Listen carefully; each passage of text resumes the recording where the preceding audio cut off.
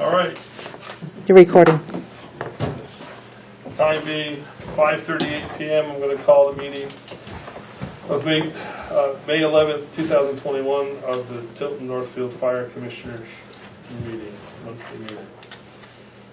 First on the agenda, public comment, members of the district, employees of the district. Mr. Kate, do you have anything to say today? I have a couple of questions.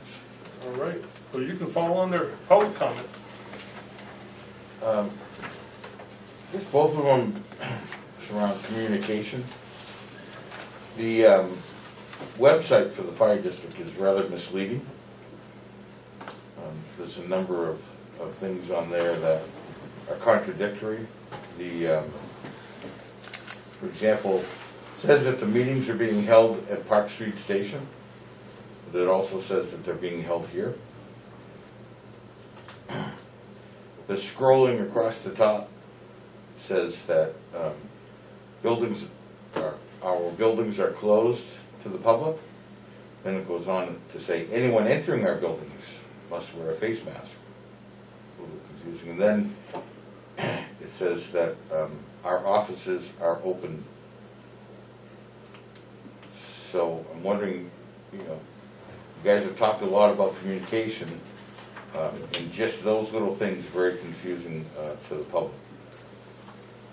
And curious if the email addresses that are on here for each of the commissioners are accurate and working. Did the three of you receive the email I sent you on April 22nd? Mm-hmm. Communication, not even a response saying, we received your email, thank you for your interest. I was going to bring it tonight under communications as his interest in the station committee meeting. So you will hear about that shortly when we talk about communication. It was intended to be brought up. Okay. But what about the website? Have to look into it. I'll have to take a look at it, and we will make the proper corrections. Thank you. I apologize for the confusing information. I'm a smart guy, I figured it out. But as we all know, not everyone has those same abilities. Got you loud and clear. Anything else? No, not yet. Not yet? No. All right, anyone Well, else? actually, I'm sorry, I do have one other question. All right. And it goes to the bylaws, and I apologize for forgetting that one. The bylaws state that the treasurer is supposed to be in attendance at all the monthly meetings and provide the treasurer's report, and I'm wondering why that is not being adhered to.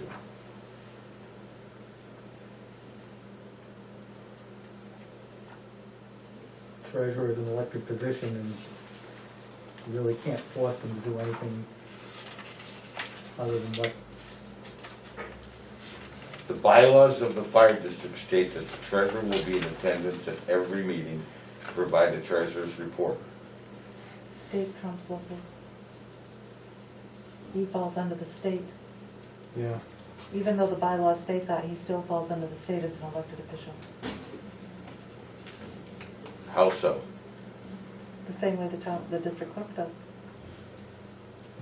You can't make an elected person do It's in the bylaws. If you remember, Kev, a couple of years ago, we changed the bylaw in regards to the district clerk because it didn't match up with state law, and I guess we didn't address the treasurer's duties.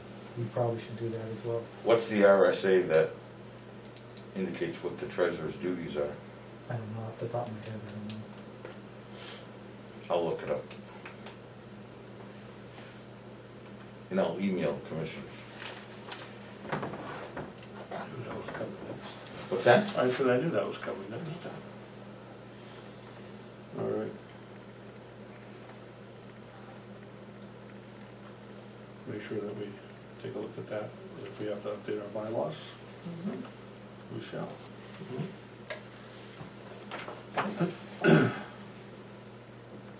Anybody else? correspondence. Have we had any correspondence? I have not received any correspondence. We had through email. Kevin Kate has an interest in the station committee meeting. Okay, we're There you go. discussing that under, that's coming up under old business, Correct. those that have received. But we received communication from him by email to our district email. At least I did. I didn't see who else was on it, but it was being brought up as part of the station committee tonight. I did receive it, I just don't remember. The date. You said the 27th, Kevin? 22nd. 22nd, sorry.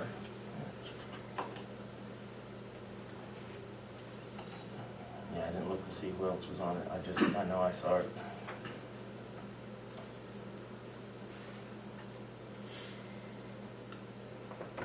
There it is.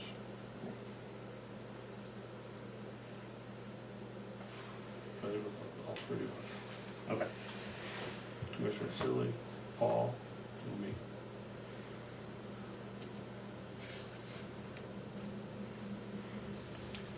And I somehow thought I saw Catherine's name on there, so I apologize for myself not responding. But we'll do that. Any other correspondence? The only other correspondence I received was something that's on the agenda under new business later on. So we'll talk about that. And we'll move on to the chief's report. So I emailed the chief's report to everybody yesterday morning. Does anybody have any questions in regards to that? I did see something, depending on the order that we're going through. On the overlapping calls, when I scanned it briefly, I saw there was the report here doesn't do it justice because there's been at least one no Tilton Northfield response, two Tilton, there was two actually. Correct. But not knowing, yeah, that's the other one, because I thought the second call was the other one, but it doesn't say, like, if we knew what they were out on a previous call for, like if you had a structure fire going on and then there's a second call, then obviously they aren't getting an ambulance out because your manpower's all tied up. But when I look at the timestamp on the one on page 2, well, it's third, the one it was the other one Yeah, so that's a third call, and right. I'd have to look up the incident. Right, and that's the thing, is not knowing the other incidents. Before, a while ago, we were doing the monthly runs of all the calls. It was a year or so ago, and then we could actually look at the date timestamp and see, okay, well, they're already on a significant medical, a structure fire or something. So yeah, obviously, there shouldn't be any manpower available for that, but Yeah, so the two previous calls, one was an EMS call and the other one was a woods fire. okay, and exactly, so you're gonna be up there. But on page 7, there was a second call, and once again, not knowing, so that's it, EMS that we weren't able to get out, and I tried looking to see what was prior to that, and with the stamps here, I mean, you had something at 12:04, and then this one was at 14:26, so there's like a 2-hour gap difference, but the one before was just the EMS call, so not knowing what the other calls are, it doesn't do this report really justice. It might be other things too. Correct. But I'll look this up and I'll let you know Yeah. tomorrow. It's just, this report really doesn't do itself justice, it just says that we can't get to a second or third call, but not knowing what those other runs in between are, if there was that kind of report, we could defer from that and expect, yeah, there should be manpower because we have a structure fire going on simultaneously. So yeah, there's a second EMS call, then all the Northfield people would probably be at the structure fire theoretically, and we would have to rely on.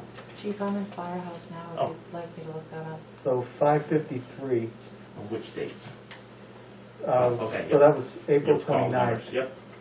Okay, So I don't know if our ambulance was out of service at that day. I have to, there's a couple of things, So what would Like call A1. 552 be?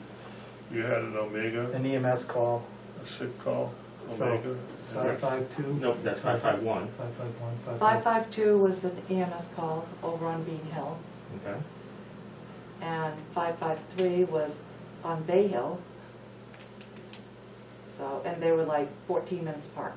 Okay, and so, but once again, now that we have 4 people on, this is where some of the questions from the public is gonna come down to. It's like, because we had an EMS call, depending on that EMS call, could be 2 people at it, so we should have been able to, either with another staff member or an administrative person, the deputy or yourself, be able to respond with that second ambulance, theoretically, unless it was a significant manpower call that 14 minutes prior. Right. What's Omega? Omega is kind of like, Is it, have it required, the first call was an Omega Omega, call. Omega is undetermined, but it's not undetermined, it's that they have an idea that it could be something, but they're not really sure. That's Omega. Yeah, it's not the same as like an Alpha through Echo or, Signal 21 or Signal 22. And that's just this is just the report going out, and that's where the, not seeing the other, even if it was just a list of the calls, because like you just said, 14 minutes apart, but it was an EMS 14 minutes apart, and now that we have 4 people on, there, we have to be showing justification why, and so 14 minutes later, with 4 people on, we were not able to get up to a second EMS call. Yep, so That's something that reflects against that whole safer. And what we're right, A1 was out of service. There you go, okay. And see, that's, okay, now that makes sense to us, and That's that, why we had to have, okay. we also had at least one that I know of, maybe 2 transports from Franklin to Compton. And they weren't, From the hospital? From Your Franklin Hospital. facility transfer? Yeah, yeah. I don't know if we're gonna allow this to happen. It seems to me we're the only ones that allow that to happen. No. Franklin's over there. I just can't understand why Franklin does not do it, because they're not allowed to do it. they do they it. do it. They do. Oh, yeah. What? They were over there. There was no call that day, and why we got called over there is beyond me. I mean, Franklin was there. They didn't have a call, and I listened to the whole thing. And I believe we were coming back from Concord. We transported to Concord. We came back, and the call was right after that. So, needless to say, not only if it was a transport, you had to bring in some overtime people. We had to bring in some coverage. Not only that, I don't believe it's justice to do transporting from hospital to hospital. They have private companies that do that. What's going to happen is people are going to see this not only once but twice, and when it comes time to hire these 4 guys back, they're going to say, what do we need 4 guys for? We're doing transports. What do we need new ambulance for? We're running back and forth to Concord, transporting from a hospital. It does not look good, I don't think. And I've talked to, and you say Franklin does it. I've never heard him do it, never. I've talked to a couple people, they say they don't do it, they're not allowed to do that. I think, They do it, Okay. I promise you. well, I'm shocked that they didn't do it the other day there. We had to travel from here over there, then back to go there, when they were right there. Franklin's doing it, Laconia's doing it, Belmont's doing it, all the departments are doing it now. Because the private services are busy as well. And it's a matter of life and death. Let me ask you, is it cost effective to do that? I mean, are we losing money? If it's a Medicaid person, we're only gonna get X amount of dollars. We're spending money to transport these people. So, a Medicare payment is usually, to Concord, we usually get somewhere in the order of $700 to $800, because they do allow for mileage, and Medicare does pay that amount for that transport, depending upon what else is required in the transport. Now, every time we do a transport, does it take our paramedic out of town? Sometimes, yeah. Okay, so then we're left with no paramedic, and that the people are paying for this service that we're not getting. It could be one of our district's residents that we're transporting too. We wouldn't know that. We don't know it, but we know it when we get the paperwork though, Once you get the paperwork, but you've already been dispatched to Too it, late. so you can't Yeah. even put that piece on the equation, because that's not, No. that's just luck of the draw if that happened. that's not even in the equation for selecting to have Northfield transport from Franklin down because, oh, well, it's a Northfield resident. That's not even a piece of their equation. Unless you're that person. and you If need I'm that transport. person, am I going to be asking, calling, hey, can Northfield come get me? You might. That doesn't meet the common sense logic It's test. not on there, but some of these second calls there, it could be because we're transporting people and you got another call. Now we got another call, so it's second, this is the third call. All I'm saying is, if something's not done, people are gonna catch wind of this, and they probably already have, because people have mentioned to me before. And when it comes time to take these guys on, it's not gonna happen. It's a legitimate concern. Yeah, so. Says inter-facility transport should be done by the private contractors to the best of their ability. But, and I know that they call around, but sometimes the hospitals, to be honest, because I've been there, they do not do the due diligence to call every private transport. They call one or two, oh, they're not available, so we're gonna do this. It's not out of the norm for practice. And when you're going to the hospital to pick up, you are picking up a person that could be anyone. And it's not only that, but you know, the more we cater, the more they're gonna ask us. I mean, let's face it, we went to Hanover a couple times last year. I don't know how many times we've gone to Concord. I mean, this is only one incident that I know of. And DART has a ground transport designed for that purpose of transporting. All I'm saying, None of these duplicate calls were from, because of a hospital transport. Well, that's good on that part.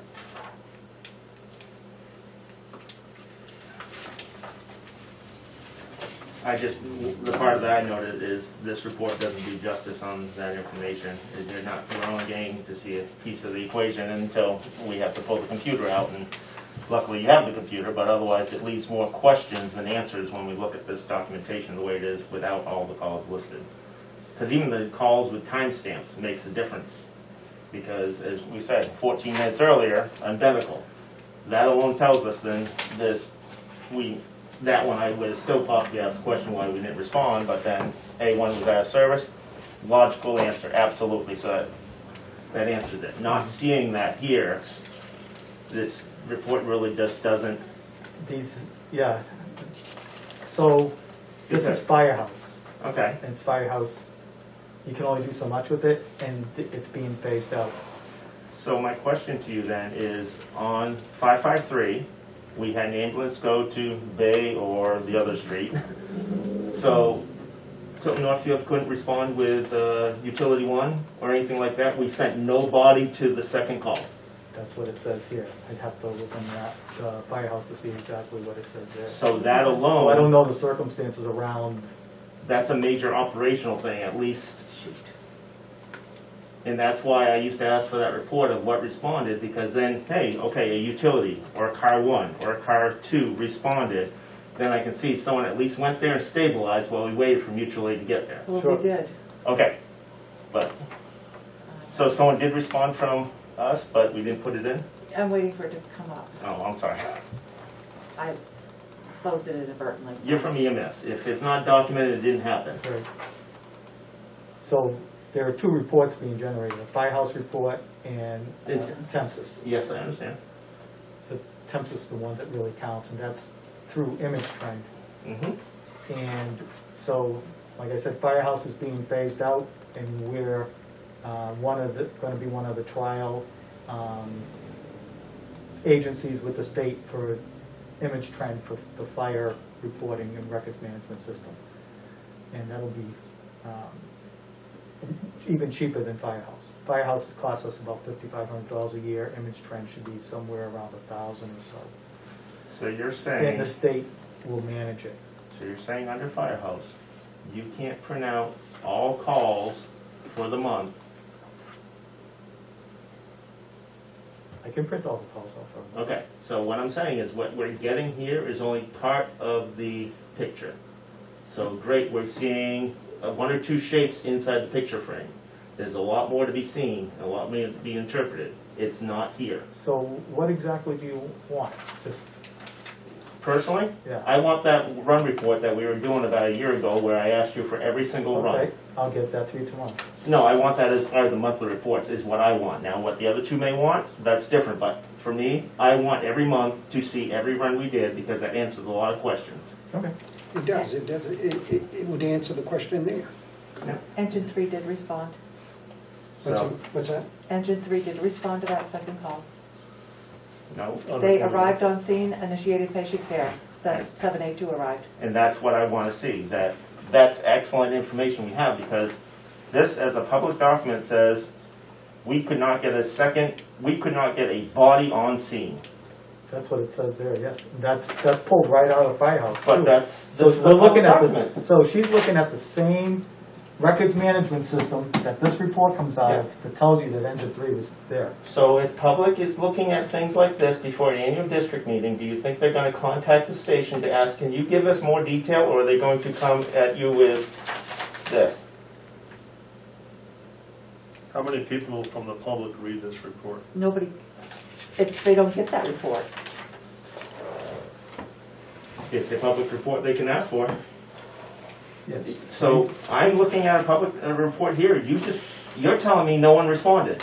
Luckily, we have documentation to clarify.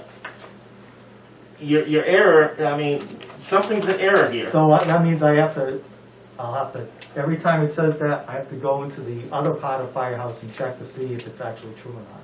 Because this is a checkoff box Yep. when whoever's filling out the report, that's an actual checkoff box to say Or four whether- captains should be validating their people, and the administration should be validating the processes. That's how So the we do have department a operates, process- so I leave that to you, but it's failing somewhere. I agree, I see that. So that's what I saw from this report today, on that one.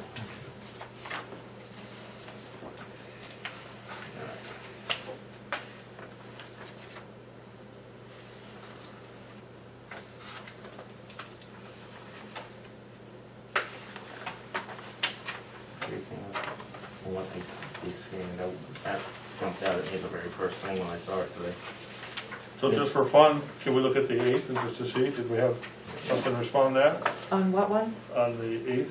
What's the run call, April? run number? What's it, yeah. 5 something or 5? 452. There you go. That's actually a run call. Yeah. Just out of curiosity. This is a lot of work. Yeah, no, that's a good point. Same with the What was the DNF. number again? 452? 452? Luckily with that one. Okay, well, that one, prior to that, they were on a wood fire. Yeah. We are, Well, so that was one call, but this was a third call.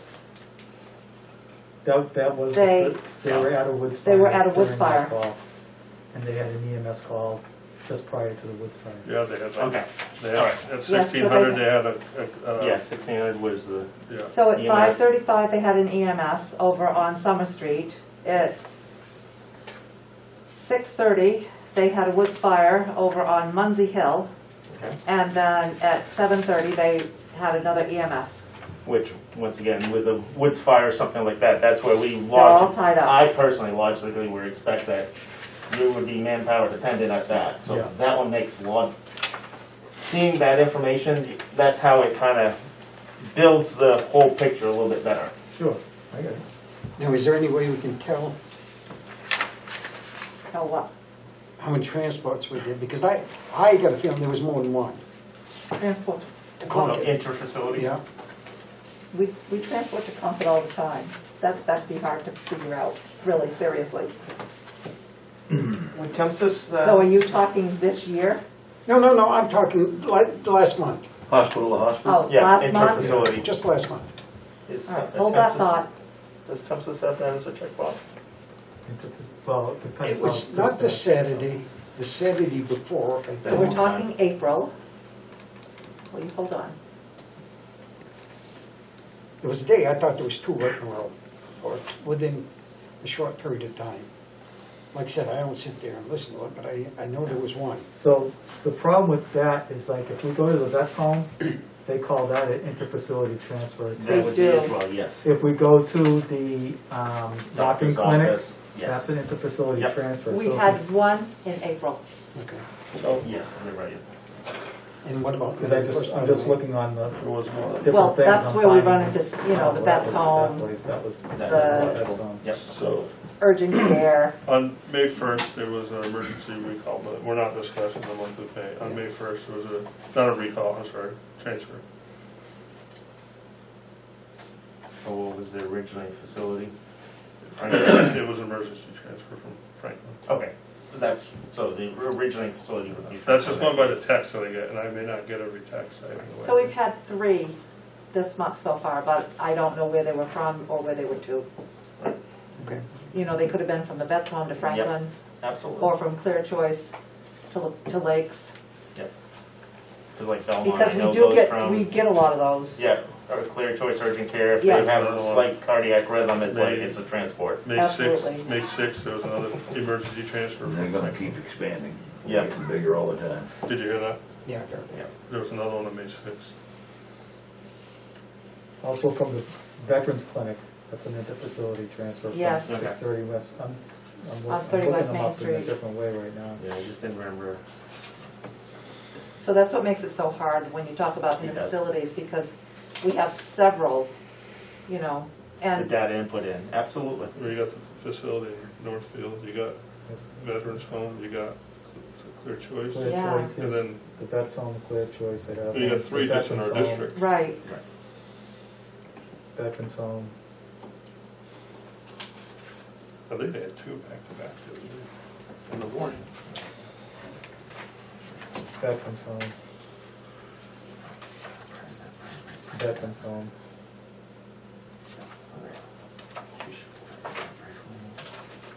When did the audit take place? The audit? The 2020 audit has taken place and we're It's- waiting took final. place- That was not February, that was February. Yeah, February, but we generally don't get the final report until sometime during the summer. I thought we got it in March. Okay. no, it'll be probably August. We can hope for it sooner, but no guarantees. On your chief's report, I did note that, yeah, at least one of your shift captains was out doing inspections too, so it's nice to start seeing some of that sharing of the wealth, so that, trying to not, I mean, deputy, actually, I think this is one of his slower months with 33. Yeah, On the, on section 5 on your report, are you gonna go through this part, or are we gonna go? I was just gonna ask if you have any questions, I'll address the The questions. use of the actual cost of the engine, what did we approve at the district meeting? 720,000, it's right there. Oh, no, I'm sorry, what was last year's cost, actual cost? The actual cost, 7.4 or something like that. hold on. What we approved, No, what we paid for the engine that we bought in 2020. 683, yeah. But we're not done yet, because there's more that was in the funds for that is to be, you know, for the radio transfer and all that stuff. the overall appropriation, I think, was 728,000. That included equipment and other stuff, but the actual engine was 683. But they came in at 705 or something like that, but I got them down to 683 after some negotiation. And so this time it's base time is, the base is 705, but is that with your, No, they came, the base, when I went out to bid, they came back at 720. And I said, no, we can do better than that, and I've worked them down to whatever I said it was. 705? Okay. Yeah. And now, does that include radios and lights and all that, or is that, we still have that in addition for the new engine? The only thing left to do on the engine that we just signed a contract for is to transfer the radios. And that gets done in New Hampshire, right? Yeah, it's got done right over here. It's- Sometimes they come to the garage and do it here. Yeah. And then the 20,000 that we'll get in combined trade, will that go back into the apparatus fund, or does that go into the No, general it fund? That has to go into the general Okay. fund. The only money that can go into the apparatus and equipment fund is ambulance revenues. Comstar, yeah. Is it still called Comstar? Yes. Yes. Okay, That's the company that does Yeah. that. so- yeah. It's been a while. And is that, the 2020 engine, is that still on target for October, September, October? Yes. And what about the new engine, the 2021 engine? So they just got the contract. It has a number, a shop order number assigned to it, which is actually 248 engines further along than the previous engine we just bought. So there's 248 engines in between the two. But that's 13 to 15 months out. So it's pretty similar. It's, yeah, And then A2, A2, what's the The timeline new for that? ambulance too. 10 to 12 months. And the Chevy was only worth 8,000. Mhm.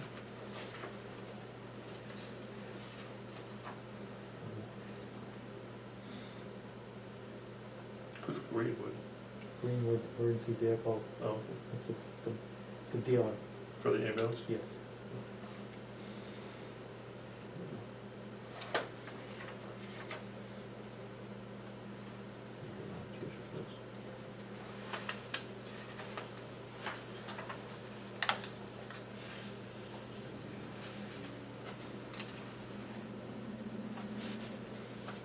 We're gonna talk more about the water later, right? If you want to. If you Well- insist. Well, we had currently working on the dry hydrants and cistern locations. I know you said you were working on that last month, trying to figure out locations and rough costs and things like that, trying to minimize. Just not sure, is there any update on that of where it might benefit us, or? So I have a list in my office, I don't Okay. have it with me, No, that's of locations that I want to pursue. Okay. But to pursue it any further, we have to get permission from the landowners, Yeah. have the lawyers draw up the agreement, and have the deeds, the Yeah. easements. So since we're kind of tight on legal fees this year, I don't know if any of that's gonna get done. I'll have to wait till the end of the year and see where we are. Can you create a list of, or a map or something showing where you are proposing Yes. to have all these, just, I have it on an Excel spreadsheet. And some of the sites you're looking for, are there existing ponds where you could just put a pipe in rather than burying a cistern? So one of the ones is like Jay's Marina, they'll put a dry hydrant in. Yeah, that'd be one of them. There's not too many dry hydrant locations, mostly in the cisterns. Okay. Just trying to and minimize. this cistern holds what, about 30,000, 35,000? That's what we would require, a minimum of 30,000. No, obviously I'm familiar with $100 Drive, because it had a pond back there. And that was a dry hydrant. That's a dry hydrant. But, I mean, how long, in a fire situation, how long would that last? Depends upon what time of year it is. Say summer, we'll say now. Say now, I'd say that pond, I mean, I know some summers they drop like 2 feet. yeah, right now, just a rough guess, I think that pond probably has about 60 or 70,000 gallons in it. Okay. I just use that for perspective. Where the lake is endless. And since the last meeting, Governor and Council approved the transaction for the land? Yes. Okay, and I remember that was up in the air last, It was cool. Yeah, it didn't get put on the agenda, so they moved it to it was on the agenda that was last Wednesday and was approved. okay. And the tower was approved by the town of Northfield Yes. at that meeting. Alright. So that tower's ready to go. Yep, they just, It's approved anyways. they need to get a building permit and then they can start. Now, believe the town hall over there is closed for the next 10 days. Yes, it is. Yep. The town clerk tax collector are available intermittently. Yeah. I don't know who does building permits. I didn't know that. It went out in that news program that they have. I got it I this probably morning. got an email, and they're buried in my personal email. So I went on to the town website and they have it posted there that due to COVID. Oh, okay. That's it. I'll break. Yeah, I'm like, Okay. what? Yeah, there'll be some. Okay. I hope everyone's okay, that's all. I hope so. That's all that really matters. Speaking of COVID, are we seeing dropping cases? Actually, I get a list every day, and the list, basically, I thought it stabilized over the last 3 weeks, but over the last couple of days, it's actually ticked up for our fire district area.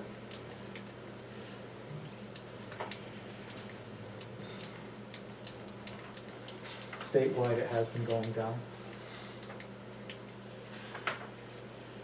I know, I got the second shot on Friday, it kicked my butt on Saturday. Really? Really? Oh, For some people, it's really, Yeah. but other people, Never I affected got me, but I got my shot at 6 p.m. on Friday, 12 noon on Saturday, I was done. yep, I for was- about 12-hour period. Yeah. I was- Wow. I was- never affected me. That was me. And I've had, and then today I've had 3 bloody noses. Oh, And yep. I've never, Yeah, keep your Never- mask on, please. yeah. I've never had a bloody nose before. So I'm good on this report, and keep reporting. Maybe you got one of the bad ones there. Leftover ones. Fell out of the refrigerator. we had a person leave, resign. Is this the second person? Or No. the same one? No, Same same one. person. Oh, same one, okay. Same person. Oh. He was Yeah. in Vermont, right? Yes. Yes. Okay. He is in Vermont. When you asked that, I'm like, what is it? I No. thought it was, Yeah. I saw it. Yeah, no problem. Yeah, April.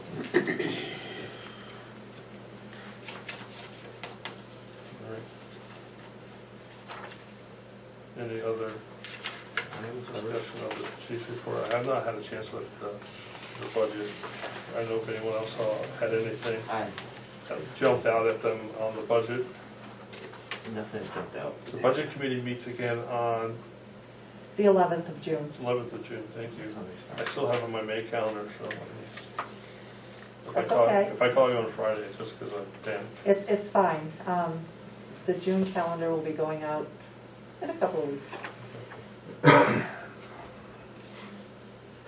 Yeah, but still having electrical, I mean, it's just a percentage, but we gotta get a better control of a better understanding of electricity at the tower. Yes, quality. so, yeah, I was looking at that actually today, so I can have a more appropriate budget number when budget season comes along. And the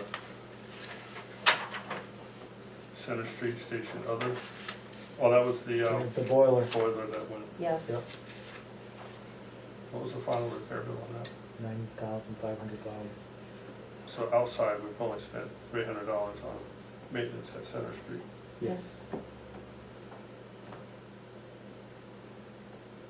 I thought we had that fixed a couple of years ago. I could have sworn We switched it several years ago from they. oil to That's what natural I gas. remember. It's going from oil to natural Yeah, gas. that's what it was. But some of those years are a lot longer away than, That was before I came here. Time flies. I'll go about 4,000%.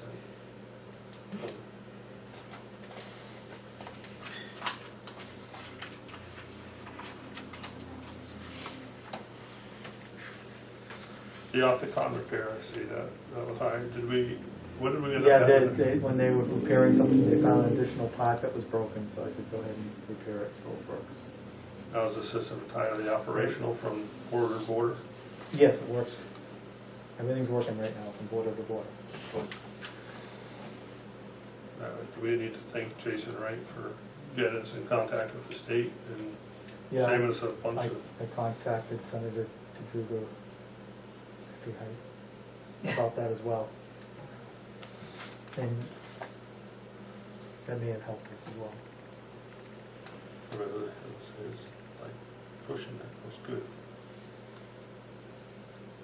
Senator Guy, Geiger. vehicle repairs. Engine 3, is that the first one they're doing? No, that's the second. No, that's the second one. Mm-hmm. We're already at 150%. Yes. And the season's just really getting off the ground. But we're only 31% expended for the line item, and we're 20, 3% for the year, 23. at the end of April. A little scary. Mm-hmm. 17,000%.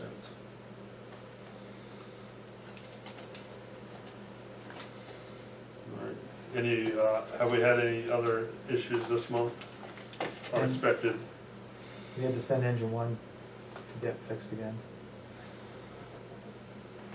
What was it this time? The wiring harness is corroded, so, Did we just have that done last year? yeah, but the corrosion, unless they replace the whole wiring harness, it's gonna be hit and miss until we get that truck. I'm trying to use it as least as possible, and hopefully by, September, October, it won't be in our hands anymore, we trade it in. How many days off the road have we lost that engine? Well, just in the last repair, I think it was 3-4 days, because it was over a weekend too. And engine 3 is holding up pretty well, other than the, All right, but it's working today. it's working today. Yep. That's all we're saying. All right, tomorrow's a new day. Anyone else, for anything on that? On that, all right. Moving along, old business, team meeting continuation. Yes. Do we need to continue? Oh, Teams, Yeah. online Teams. Doing Online. online, Yes. so we okay. use Microsoft Teams. Right, as a Microsoft platform. Teams, yes. I'll save my comments for last. What's been participation? 0. It's been minimal. Very, very minimal. I mean, typically it's been me or somebody else. Right. or- You or Tim would be the ones that would join the meeting remotely. On the budget committee, we get 1 or 2 there remotely, and that's basically it.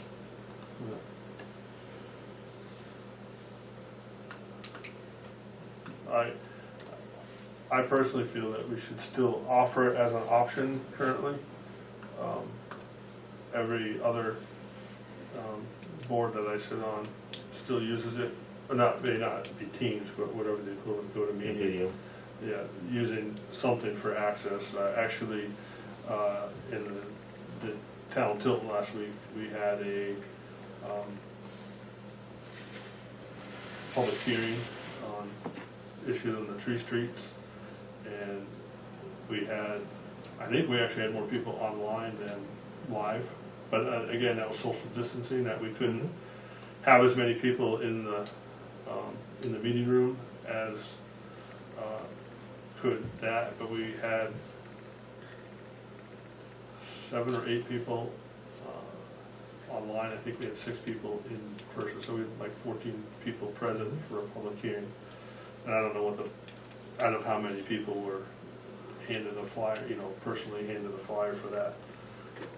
But I think it's just an option. As an option, I think it's a good option right now, at least. There's pros and cons to it the pros is you do have the accessibility to the people who cannot make it out, people, whether it's because of the pandemic or other reasons, that if they choose to, so you're allowing the option. Is there a con of a financial cost to it? It's $4 a month. So there's no real financial con to it. I mean, that would be one of the things if it was significant. Another con we almost experienced tonight is if it's posted as Teams, and for whatever reason the internet goes down, then you can't have a meeting. But you still could do a phone audio on Teams. Which we have done. Yeah. So I'd say keep it. Keep it for now, and we'll review it later. Oh. Down the road. Yeah, I mean, it's only right to have it. I mean, there are some people that don't feel comfortable, so, I mean, for $4, I mean, it's well worth it.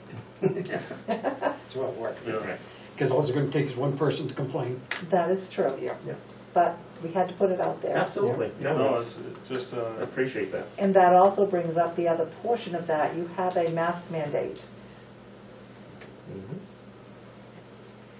that's a good, it's a fine line that we got to cross there. And I believe town hall still requires like this building Right. still requires masks. Correct. The state is, what's the new? State does not require. No, It's what do they call it now? It's not. It's recommended. It's recommended but not required. Yeah. Right. Yeah, but they changed the whole name of it, and it's best practices or whatever it's Yes, called. Right. essentially. Um, I know, an example of the guard, they took the mandate away, no. is now recommended again, pending that they still highly encourage distancing of a minimum of 3 feet, but masks are not required because, well, with our community down there, we're all, Right. well, I wouldn't say that because we have a lot of declinations on the Most COVID, are immunized, probably. but probably 2/3 of our grouping is, so they followed the state guidance and went to recommended. What if, do you have visitors from, that are not part of the guide come in? And what do they require them to wear masks? It's recommended by state, and it did, but, as I said, we have quite a few of the guard personnel that decline getting COVID. It's not mandated. So, and now that the governor's changed his, I mean, before we were following the guidance that came down by the governor saying you will. Right. That was part of the equation initially, is that the state said that you will, and then it just has that trickle effect down. What do I know as the selectmen in Tilton, we kind of go with how the employees here feel because they're the ones that have to deal with the public and whatever their situation is. What is the consensus of the employees of the department? So I have a meeting Thursday morning where we're gonna discuss all of this. And so we haven't really discussed it yet, but we're, one of the topics of discussion is, currently the fire station is actually closed to the public. But if anybody does have to come in for some reason, they do have to wear a mask and go through our screening process. So that was one of the topics of discussion Thursday mornings, whether we want to continue to keep it closed to the public or open it to the public, but still continue the screening process and continue masks for people from the public and stuff like that. So we haven't finished discussing that yet. So Thursday morning we'll have a better idea of where the employees feel on this. As far as responses go, we're still wearing masks. Yes. Yes. But Well, the state EMS protocols has not changed. Right. That's still in effect. right, and you're obligated to the state protocols, whatever.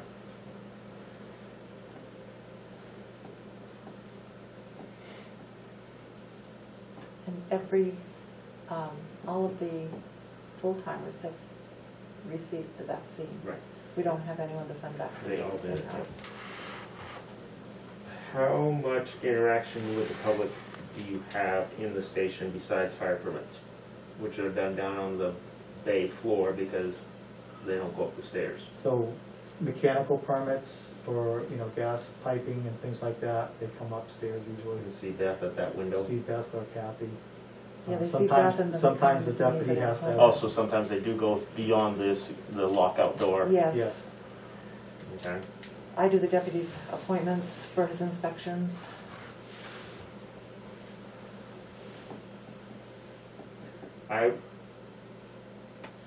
And it's not, I would recommend that if anyone's going past that door, at minimum, they get a thermal, a temperature taken by at Beth's window before we would let them be on that door, just as a possible reduction in risk. If we were to go without the mask and we're looking at that, I think that is probably a possible safety gap to put in there. I mean, it's only a snapshot in time, and yes, someone could be incubating, I know all that, but at least having that possibly a thermometer right there, a quick scan before we let them pass, is also still trying to keep a little bit of that safety functions there. So that does occur now, and along with the, like, 7 questions. Yeah, so I would say, even if we do go away with it, I would like for the public to go beyond the public stairway, that they would have to meet the same screening, is my 2 cents into that, just to help mitigate the potential. Well, I think you gotta remember that when you enter our station, someone's living there. They're bathing, they're eating, and by the same token, these are the frontline people to protect the public that are walking into and have transported hundreds of people with it. So, I mean, I think it certainly escalates where we stand in the whole picture of things, you know, as we look forward on what we're gonna do. Right. And it's just, and that's why I'm looking at doing that, is it's just more Yeah. protection for, us and them. yeah, because if the members are not wearing masks upstairs because we were to reduce the policy at all, having someone coming in off the street, at least doing the screening to prevent the potential of when they're least protected. Right. Because they're no longer, if we were to go that way, they wouldn't be wearing masks and stuff, that helps reduce that potential just a little bit. I mean, it's just, And I think it's gonna be interesting to see what happens going forward. I mean, we had the elderly group, okay, me too. We all got our shots as fast as we could get them. Now we got a generation gap here that they may not be running out there to get their shots. They may still be They're not. carriers. You know, so I think the next month or two is gonna tell where this whole thing's gonna go. Well, there's also a large number of people that are getting the first shot, and that's it. Right. Yeah. correct. Right. There was well, even if you look at the numbers I heard on the radio, was 62% of the citizens have been, Right. Yeah. and I don't know, okay, if you say what age group that falls in, but, and then there's only, it's like 28% are fully vaccinated, so that's a big gap of people that aren't getting vaccinated Right. the second round. And may not. No, they may And I not. think the next couple of months gonna tell us, because we opened it to 12-year-olds Yeah, 11. yesterday, today? Not to 11, I think it's a 12 12 to to 15. 12 to 15. 12 to Yeah. 15. They're trying to get the middle and high schools Right, fully right. vaccinated. Because Guilford Middle School, I think, is closed right now because, They closed it today. Oh, they did, yeah. because of the lacrosse, Because of all the kids who have COVID. yeah, oh, okay. All right. My, another 2 cents is I would like to probably hear from the firefighters' consensus, since I value their input on this a little bit, because they're the ones that are gonna be there around it the most. I mean, I have other concerns with it coming down to public meetings, because yes, the town hall can say, in order to use our building, you will be masked. And so that would be a situation by situation basis. I mean, we could allow it in our station, and theoretically, I mean, we could go back to doing the Park Street and we could social distance. I mean, if you had a bunch of people show up. Yeah. But if you had a hot topic and you had 10 people actually show up here, Yeah, we would be stacked one on top of another one in here. we have to do teams. That's the only thing. I would definitely like to maybe wait until we get feedback from, Yeah. I think that's Yeah, collaborative. I think that's a good idea, yeah. All right, we'll Look at it next month based on their input, or if we have. even in a month, we'll have a better idea of things Right. too. So we'll wait a month. June 8th. I don't have my phone. June 8th. Oh, would you like your phone back, chief? That would be great. Yeah, it is. June 1st is the first. Yes, it's June It 8th. is June, yeah. Huh? And that's on the network, it's not on my Wi-Fi, right? All right. It's not on your Wi-Fi, it's networking. It's on Tilton's Wi-Fi. So I would say that my Wi-Fi card might be toast. Yeah, I didn't see anything. For you, do we want to consider possibly reorganizing where we're holding someone else? up Yeah, there? I was just looking.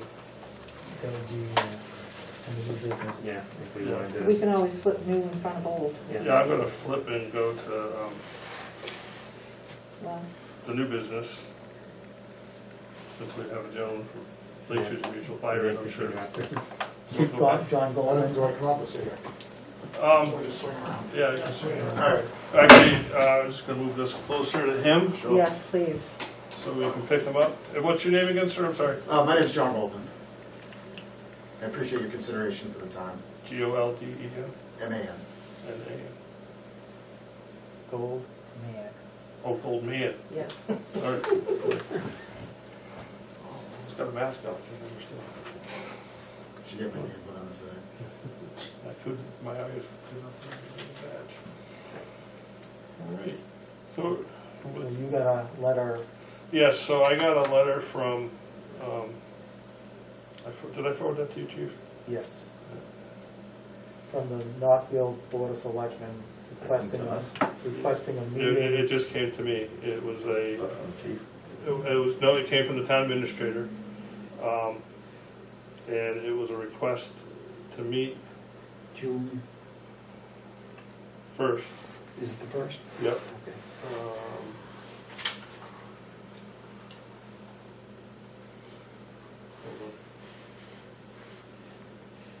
I have other emails from him today.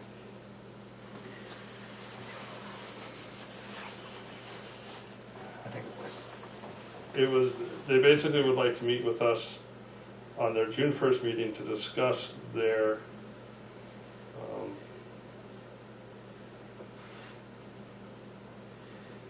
it said, I'll just read it to you. It says, "Good afternoon, Commissioners. The Northfield Board of Selectmen would like to invite you to an upcoming meeting of the Selectmen on June 1st at 5:15 p.m. If you would please confirm via email by May 14th that you can attend this meeting, I would appreciate that." And then I just responded, I asked what they would like to discuss, and he said, "Hi Eric, Selectman Waldron stated to me that he spoke to the commission several months ago about Northfield withdrawing from Lake Region Mutual Fire Aid and the Fire Commission becoming a member. It would be a preliminary discussion on if and how that would work." So I gave that to the chief. And it looks like we have an expert on Lake Region Mutual Fire Aid. I don't know if I'm an expert, but I'll do the best I can. I'll give you some high-level overview, I guess, on how the membership to the district, when I say district, I mean mutual aid district. I don't speak typically in fire district terms, so just excuse me if I slip that up, but if I say district, that's what I mean.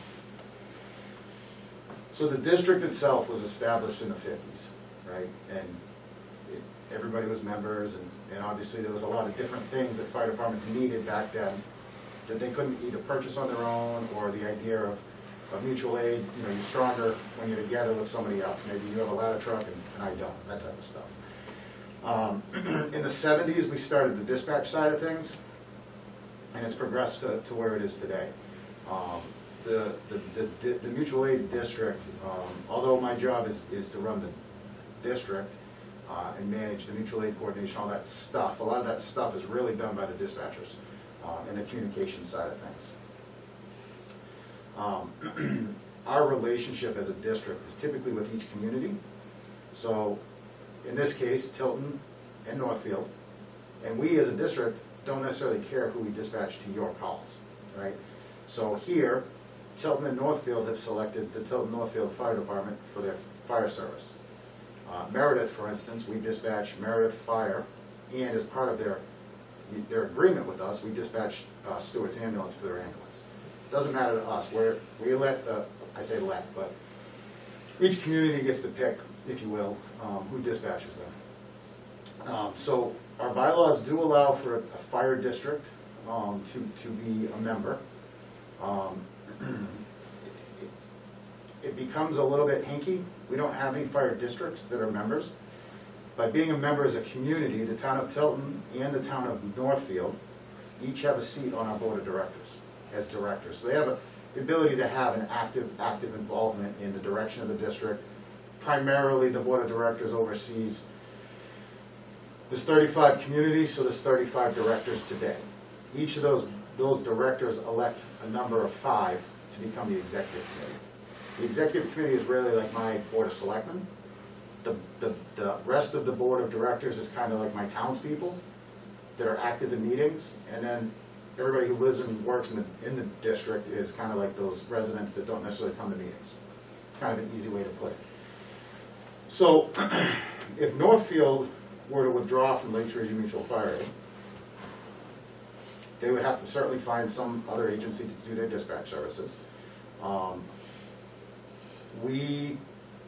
I could go through a litany of reasons why we are the best at what we do, but we are, and I can certainly demonstrate that with multiple metrics. We pride ourselves on being the most professional, the most skilled at what we do, and I will put my staff up against anybody else any day of the week. So Northfield leaves, hypothetically, they withdraw from the district. That's their prerogative. They have a way to do that. That becomes problematic for the fire district, right? Because the fire district isn't really my customer. It's the town of Tilton. So now we're going to dispatch the Tilton Northfield Fire Department to the town of Tilton, and somebody else is going to dispatch the town of Northfield to the town of Northfield. Excuse me, dispatch the Tilton Northfield Fire District to the town of Northfield. It becomes a large logistical and in many cases financial problem to do that. We're no longer being paid, if you will, to manage Northfield's responses. Yet at some point, Tilton Northfield Fire Department may be in Northfield doing whatever it is they're doing there. We're not managing that response, we're not monitoring that response. We've excised, for lack of a better word, that town boundary, right? It'd be no different than them responding mutually to Canterbury. We send them to Canterbury, but we still monitor because they're our resource that they pay for, if you will. So it becomes really problematic. I don't know how, and this would be a question for the chief to figure out, but LRMFA radio frequencies, he wouldn't be able to use those in Northfield. That's their issue. Pagers, how do they get dispatched? It's because it's the same guy, if you will, say he's the fire department. He's going to simultaneously get dispatched, as you can see with multiple calls, to Tilton and Northfield at the same time. His job is to manage the Northfield side of things. That's not our job anymore. So that becomes really problematic. I think it will affect service for both communities.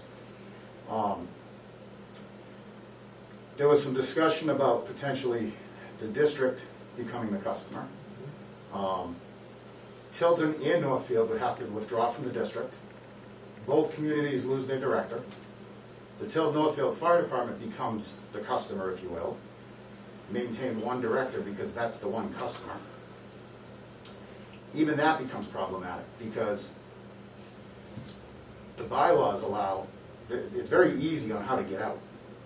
The bylaws allow, when you want to come back in, the board of directors makes that decision, whether they want to let you in, so to speak.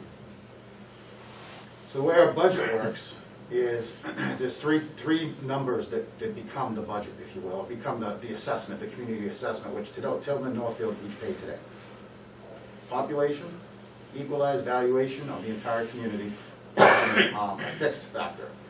So the fixed factor is 10% of the proposed budget, we'll say, for next year, divided equally by 35 communities. That's one number, and then the other two numbers formulate into what each community's assessment is. Some of the concerns, aside from what I already talked about, that could be an issue is both communities withdraw. The Tilton Northfield Fire District comes in as a member. Now that 10% fixed factor is divided by 34 communities, because in essence, you lost 2 but added the district, so 34 communities. It's going to affect every other community's payment. The pie is the pie. I use this example all the time, right? The budget is the pie. For every dollar I take or I save, somebody saves one community, it's going to go to another community, right? So there's always that concern, certainly. Because that 10%, that it's going to push the other 34 communities, as well as Tilton Northfield Fire District, although it wouldn't really push theirs up because it'd be the first time they have a number, but theoretically, it would be artificially higher than what it would be today. So it would drive our cost up if they went, Well, you don't have a cost today, so you can't, look at like Franklin, for instance. Their 10% fixed factor is based on 35 communities, so it's gonna be based on 34 communities, so that drives up, I understand that. that's what I mean. I don't know what, you don't have a cost today, so I can't say it would drive it up, but artificially it would, because it's by 34 instead of 35. But in reality, the residents of Tilton and the residents of Northfield would go down either way, because instead of paying a 35th and a 35th, they would be paying 1/34th instead of that double. Right now, they're paying Sure, 2/35ths, sure. If they you would com- be paying 1/34. I guess you're right, if you combined, yes, that, theoretically, yes. It would drop the cost. Right, we would be paying 1/34th versus 2/35ths. Sure. And that's what they're looking, that's what Northfield's looking That's for. what they're. So, I thought when Kevin, and I didn't mean to interrupt. No, no, go ahead. When Mr. Waldron first presented it to us, it was as a cost-saving measure for the town of Northfield. It would be. But a step back. It would, It so depends. it would lower their, It would depend it would lower upon- theirs and raise Tilton. That's a way to look at it, yes. It would depend on how it happened. So, today, I send an invoice to Tilton and an invoice to Northfield, right? That totals $84,128. Presuming, and I don't know this, but presuming the Tilton Northfield Fire District, I believe your model or your formula is a 60-40 split. That's close. Close. Alright, assuming it's 60-40, so the numbers will sway a little bit depending on what it actually is.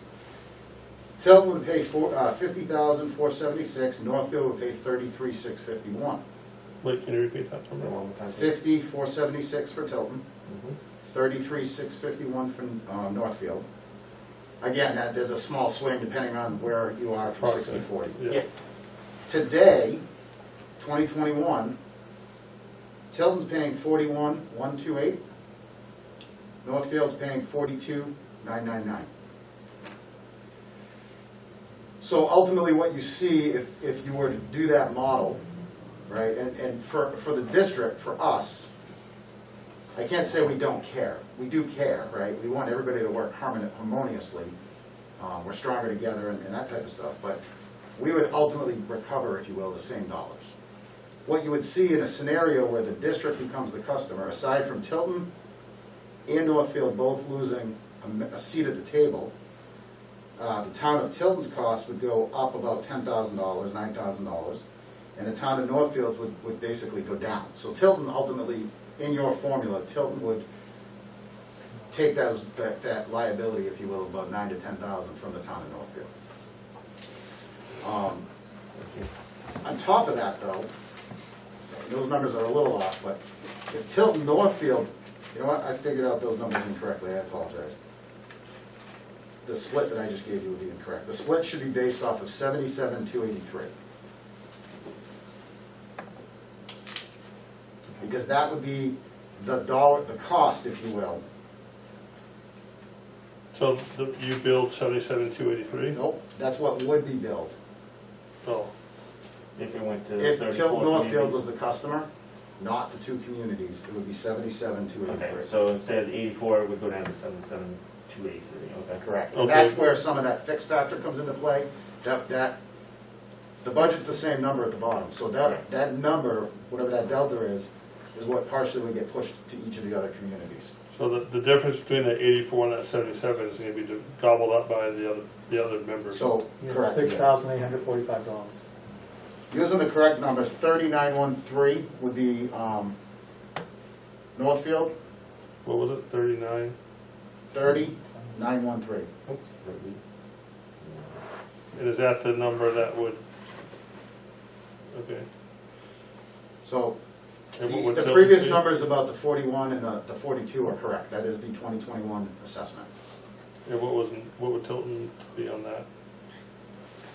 If you Where- use the 2021 numbers as it is today, Tilton pays 41,128. Yeah, Northfield pays 42,999. If Tnfd becomes the customer, yeah. aside from losing the two board seats, and the district picking up a seat, that cost would be 77,283. So it's about a $6,000, $7,000 savings together. However, that money is a fake number really, because Northfield then pays, if you use your existing formula of 60/40, give or take, Northfield would then pay 30,913, and Tilton would pay 46,369.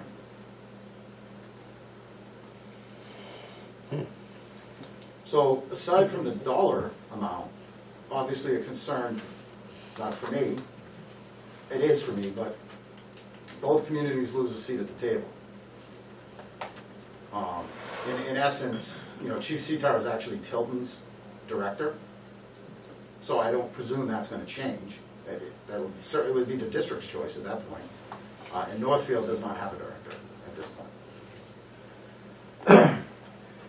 Chief, any part of your computations or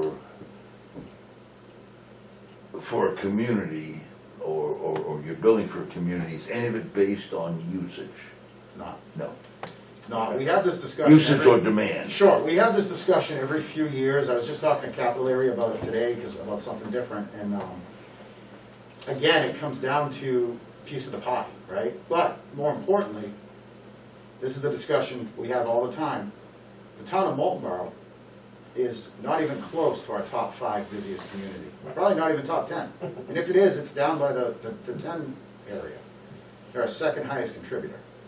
And it's driven completely by their valuation. You can imagine Okay. Moultonborough, Because they got all the valuation homes. it's 50% or 40%. So you can imagine that Moultonborough's, I don't want to call them a donor town, but they are. And they're not happy about it either, but they also recognize as mutual aid district, we're stronger together, so to speak, and every dollar that we save Moultonborough by reconfiguring the formula is a dollar that somebody else is going to have to pay. And that dollar could be Warren, could be Ellsworth, where they have 88 people and like 46 houses. And Ellsworth is kind of a weird scenario, but Dorchester doesn't even have a fire department, and they're a member of the district. But they all agree, Moultonborough, you know, they would like it less expensive, of course, but they understand that every dollar they save is a dollar somebody else is going to have to pay. So how would we compare to, say, the city of Franklin? The town of Tilton or the Tilton Northfield Fire Department? The combined. So in other words, we're talking about 77,000. So you would be 77,283, and Franklin this year is, let me find it on my list, go down here, 71,662. So that's a community of almost equal population of the district. Is Tilton and Compared Northfield together As a similar to district, Franklin then? and the call volume is approximately the same. I mean, it's a good comparison. Sure. You know, from a district perspective, there's certainly some things to consider.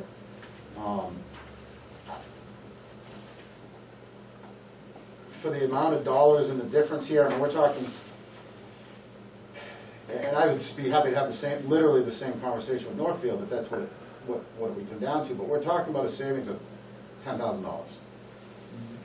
Once you deal with radio reprogramming and everything, and the disconnect between one fire department being managed by two dispatch centers, it's going to absolutely cause operational problems and potentially worse.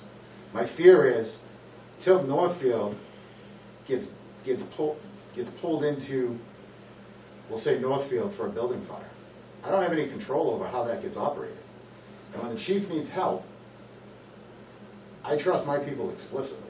I don't necessarily trust other dispatch centers the way I trust my people. More importantly, that building fire in Northfield is going to be managed by another dispatch center.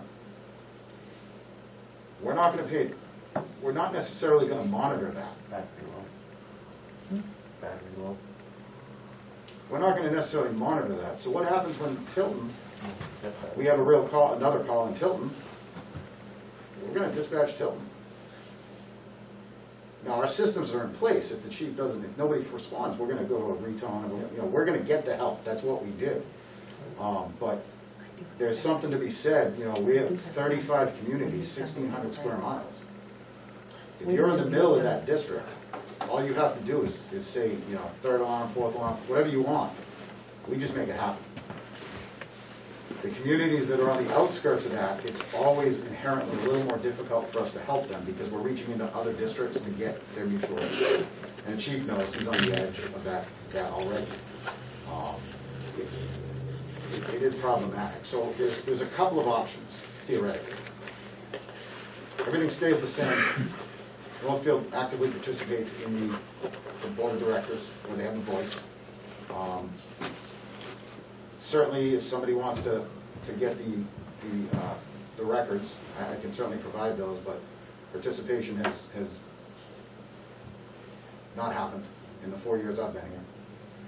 So Northfield, until it stays the same, Northfield actively participates. At least they have a voice in the process, right? Nobody's going to disagree that we don't offer a fantastic service. People may disagree with the dollar value, but by being on the board of directors, or the board of selectmen, if you will, you have ability to make change there. So option one is everything stays the same. Option two is both communities fold into the district, presuming that the board will allow that to happen, because there is going to be a price increase. And if it's a few $100 or a couple $1,000 or $1,000, that's a big deal, not probably for Franklin, not probably for Laconia, but some of our smaller communities, they absolutely feel that. Option two, and I don't know how this works with your bylaw, that's option two. Option three, and I don't know how this works with your bylaws, is if we know Northfield wants the cost reduced, right? We can just make the district the vendor and send the invoices here. And however you, as a district, decide to do that, that brings the fight to you guys, not to us. And we don't typically, as a district, get involved in the local political climate. It's not what we do. Try to treat everybody equally, try to treat everybody the same, try and stay as apolitical as we can. Obviously, I'm here to answer questions as it pertains to the district, not necessarily to offer advice on what Tilton, what Northfield, or the Tilton Northfield Fire District should do. So, I think we had, God, I want to say it was Jim 8 or Hayes. 9 years ago. Yeah, Jim Hayes came in and We had Sure, somebody come in and sure. explain it to Northfield, and it got voted down then.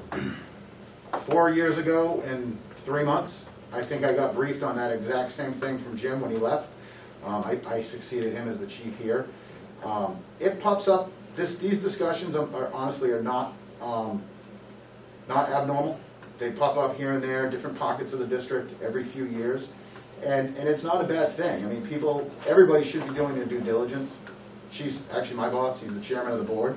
So, I mean, I think you would agree, otherwise I probably know about it by now, but we're as frugal as we can get. And like any community, and just like your district, the fire district, 80% or 90% or more of your budget is personnel. You know, we've committed as a district to have 2 people on 24/7. It's been that way forever. It's the only safe way to do it. That's it. There's them, me, and the deputy, and that's all we have for full-time personnel. Everybody else is part-time. So, you know, the budget is thin, and we get allocated whatever we get allocated each year.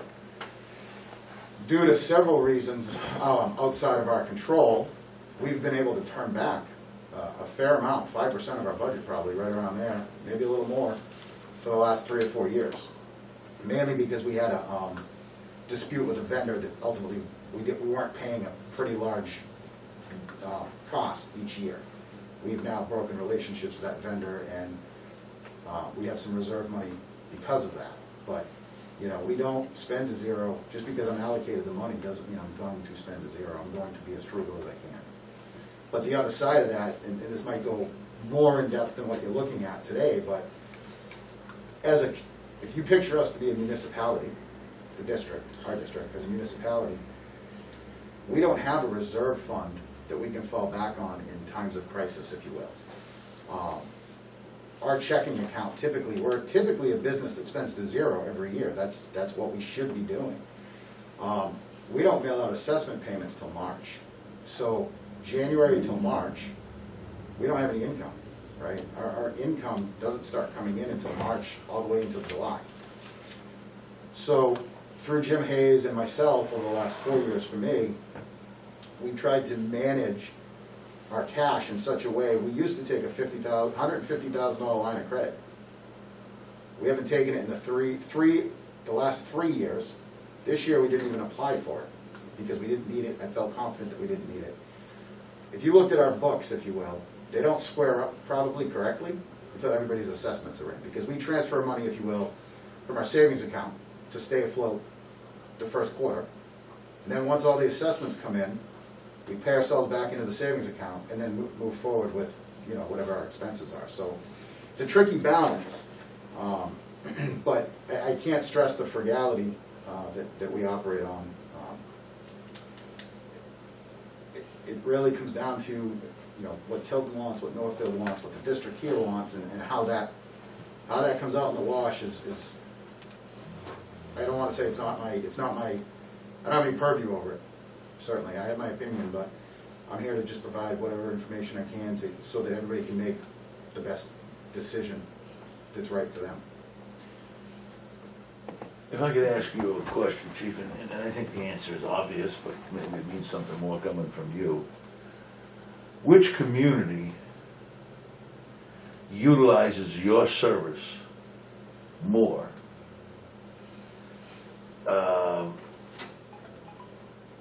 I would, Based on dispatching, phone calls? anecdotally, I wouldn't even want to venture a guess and say the wrong thing. I can have that report done pretty No, quickly. no, I think we already The know. chief probably knows. I already know the certainly better than answer, Chief. We already know the answer. We do, It's, yeah. you know, Tilton uses the, Tilton uses the service.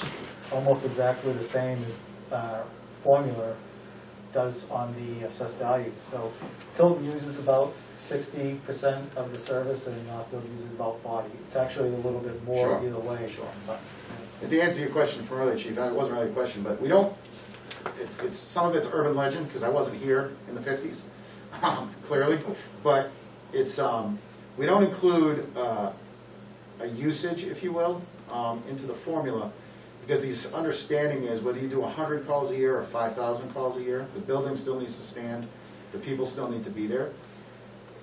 The chief from Capital Area and I were talking today, and they're in the same boat. I don't know that, there's only really 3 mutual aid districts in the state that operate similarly to the way we operate. And I don't think that usage is included in any of the 3, certainly not in 2 out of the 3. Same thing with the fixed factor. That's why that 10% fixed factor is kind of built into the budget. The lights have to be on, whether Tilton uses it, Franklin uses it, Laconia uses it, the lights, there's still there's a standardized cost that just needs to be paid. And if I could, and I don't know that this matters to you guys, but I'm proud of it. Last month, our staff received and dispatched every single emergency call in 77 seconds or less. So, you know, our goal is 60 seconds. I don't know that we're ever going to get to that, but I've been driving them from over 90 down to 77 seconds.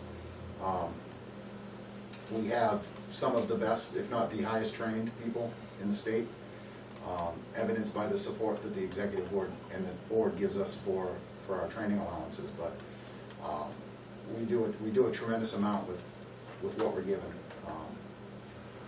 and I think that's worth. There's some value there. There's a lot of value there. I mean, the system has always been superior to most places in the country and has always been looked up to because Absolutely. of the service that they've provided over the last 40 years. There's a deputy fire, I just talked to him last week, there's a deputy fire chief on the Cape who has a house in Hebron, and his goal is to retire and work part-time for us. He actually modeled us for a regional comm center that he built down there. He modeled us after that. Yeah, notwithstanding, we just did actually Monday, I should let you know this, but Monday we accepted the radio system. I was waiting for tomorrow night, but we embarked on the largest capital campaign of this agency's history, short of probably the building in 2000. $900,000, $850,000, we put $45,000 or so for contingency money on the largest analog simulcast radio system, certainly in New Hampshire, probably in New England.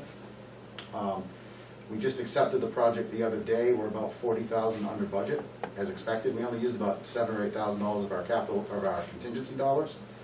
And I'm happy to say that we did it all on the backs of our reserve funds and our ongoing cash flow. Not a single additional cost to the communities. There was an additional cost of $1,200 a year for 4 years. That was it, $5,000. Due to some frugality in our budgeting last year, the first 2 years of that was waived because we'll have the money in cash to be able to pay that loan payment. And I'm not a fortune teller, but I suspect tomorrow night they will waive the next 2 years. And once that happens, we will be able to say that that $900,000 system, which everybody gets to use, unless they withdraw from our district, then they don't. But everybody gets to use that, and it was for zero cost impact to any of the communities. That's unheard of in New Hampshire. So,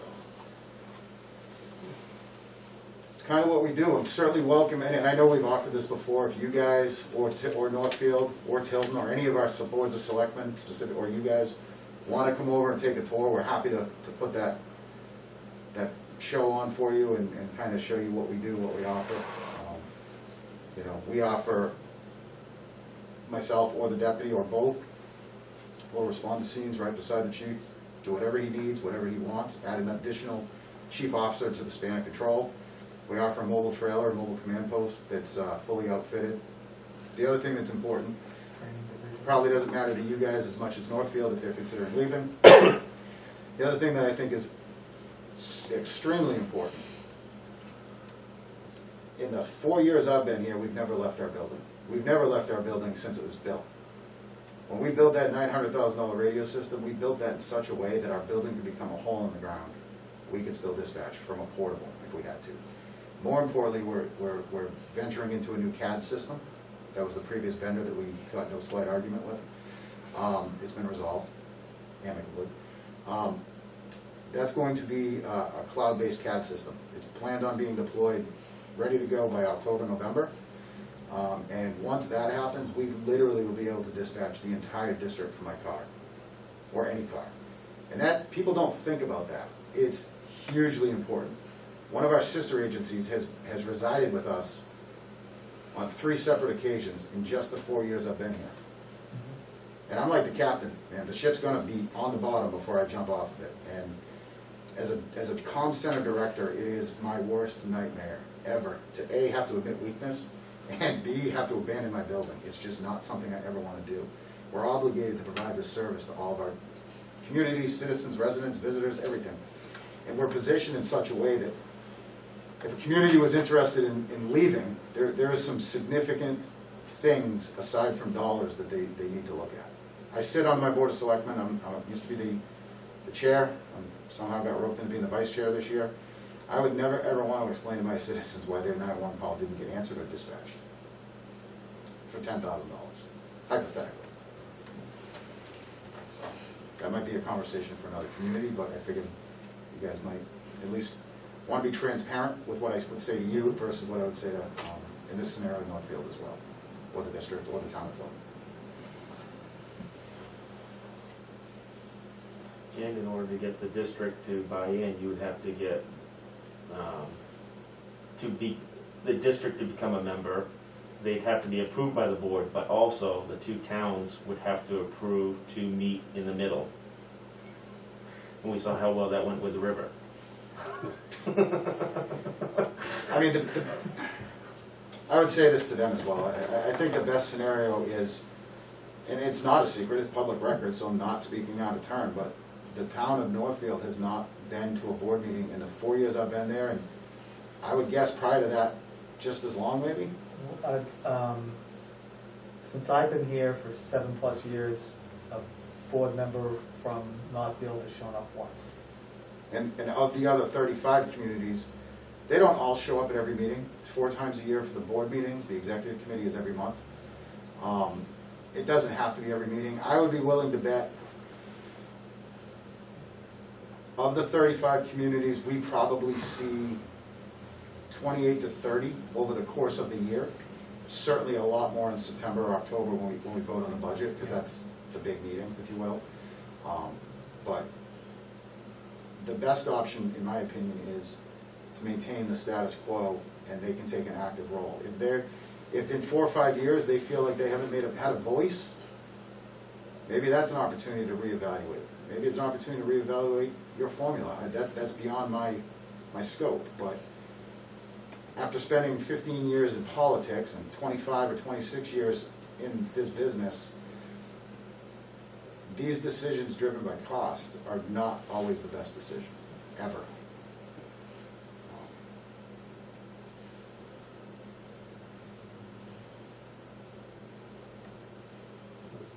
Thank you, John.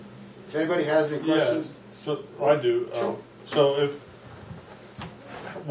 how long is the process for Northfield to say they're gonna withdraw? If any community wants to withdraw, they have to give us 180 days notice. All right. Before the beginning. I wasn't gonna go there, but yes. So 180 days notice. If that 180 days notice involves another calendar year, they pay for the whole year. Okay. So their time frame, Well, they asked to meet with us on June 1st, so. They've already. their time frame is like June 30th. And is it just the Board of Because- Selectmen that make the decision, or is it voted on by the voting body or the body of? I don't know the answer to that. So the way I look at the withdrawal process is July 1, 180 days from July 1 would be January 1. Yeah, So then the letter probably should be in by June 30th if that's the decision. As a selectman, I think I have that right to make that decision. If I was a selectman in this district, I don't know that I would make that decision without putting it to warrant. But that's certainly up to individual boards. I mean, that's a pretty parochial change in how the community does business. And I would equate that, as a selectman, I absolutely have the right to shut my fire department down if I can get 2 of my 5 constituents to agree to that, and contract with the fire department next door if we want. I don't know as a selectman if that's the greatest idea to just go out and do on your own. So I would probably insist, if we were at a point like that in my community, we probably would want to have some meetings and stuff like that. But to answer your question, there is absolutely a clock ticking. I am beyond intimately familiar with the options that they have, and I can confirm that there has been no discussion, unless there's a rabbit that I'm not aware of, there's been no discussion with other communication centers. And even that's a long process. Hypothetically, they would have to get into another mutual aid district, and our meeting's tomorrow night. We don't meet again until September. well, what if Northfield says, we're gonna withdraw? Tilton says, or not? So Um, that would, Is that your logistical nightmare? yes. From my perspective, Yeah, my budget for 2022 becomes tricky, yeah. right? And myself and the chief and probably Tim and the deputy are gonna have to have some significant discussions on operationally how that impacts. The impact to him is probably relatively minor, right? He's just gonna get dispatched by somebody. Right. Operationally, as a mutual aid district, we, because we are such a valuable resource, we need to protect that. And I think we would have to have a lot of discussion. Well, but what happens to our hardware that we have in all the vehicles now? Does that have, yeah, does that have Well, we would to still have change those to talk to us, right? to talk to you? Sure. Now we gotta talk to somebody new. I mean, it doesn't mean you need to add a second radio, right? Theoretically, capital. You can center, take reprogram that them. and you You can reprogram. Right, reprogram, right. but operationally, your guys are now off our, let's say they're going to Northfield for a call. Operationally, I don't know how they monitor us. I mean, there's ways, but it's not gonna be foolproof the way it is today. Now they're talking to Northfield, or talking to whatever department, agency they go to get dispatched by. We dispatch them to a call, because we don't know they're in Northfield, Right. or, wherever they are.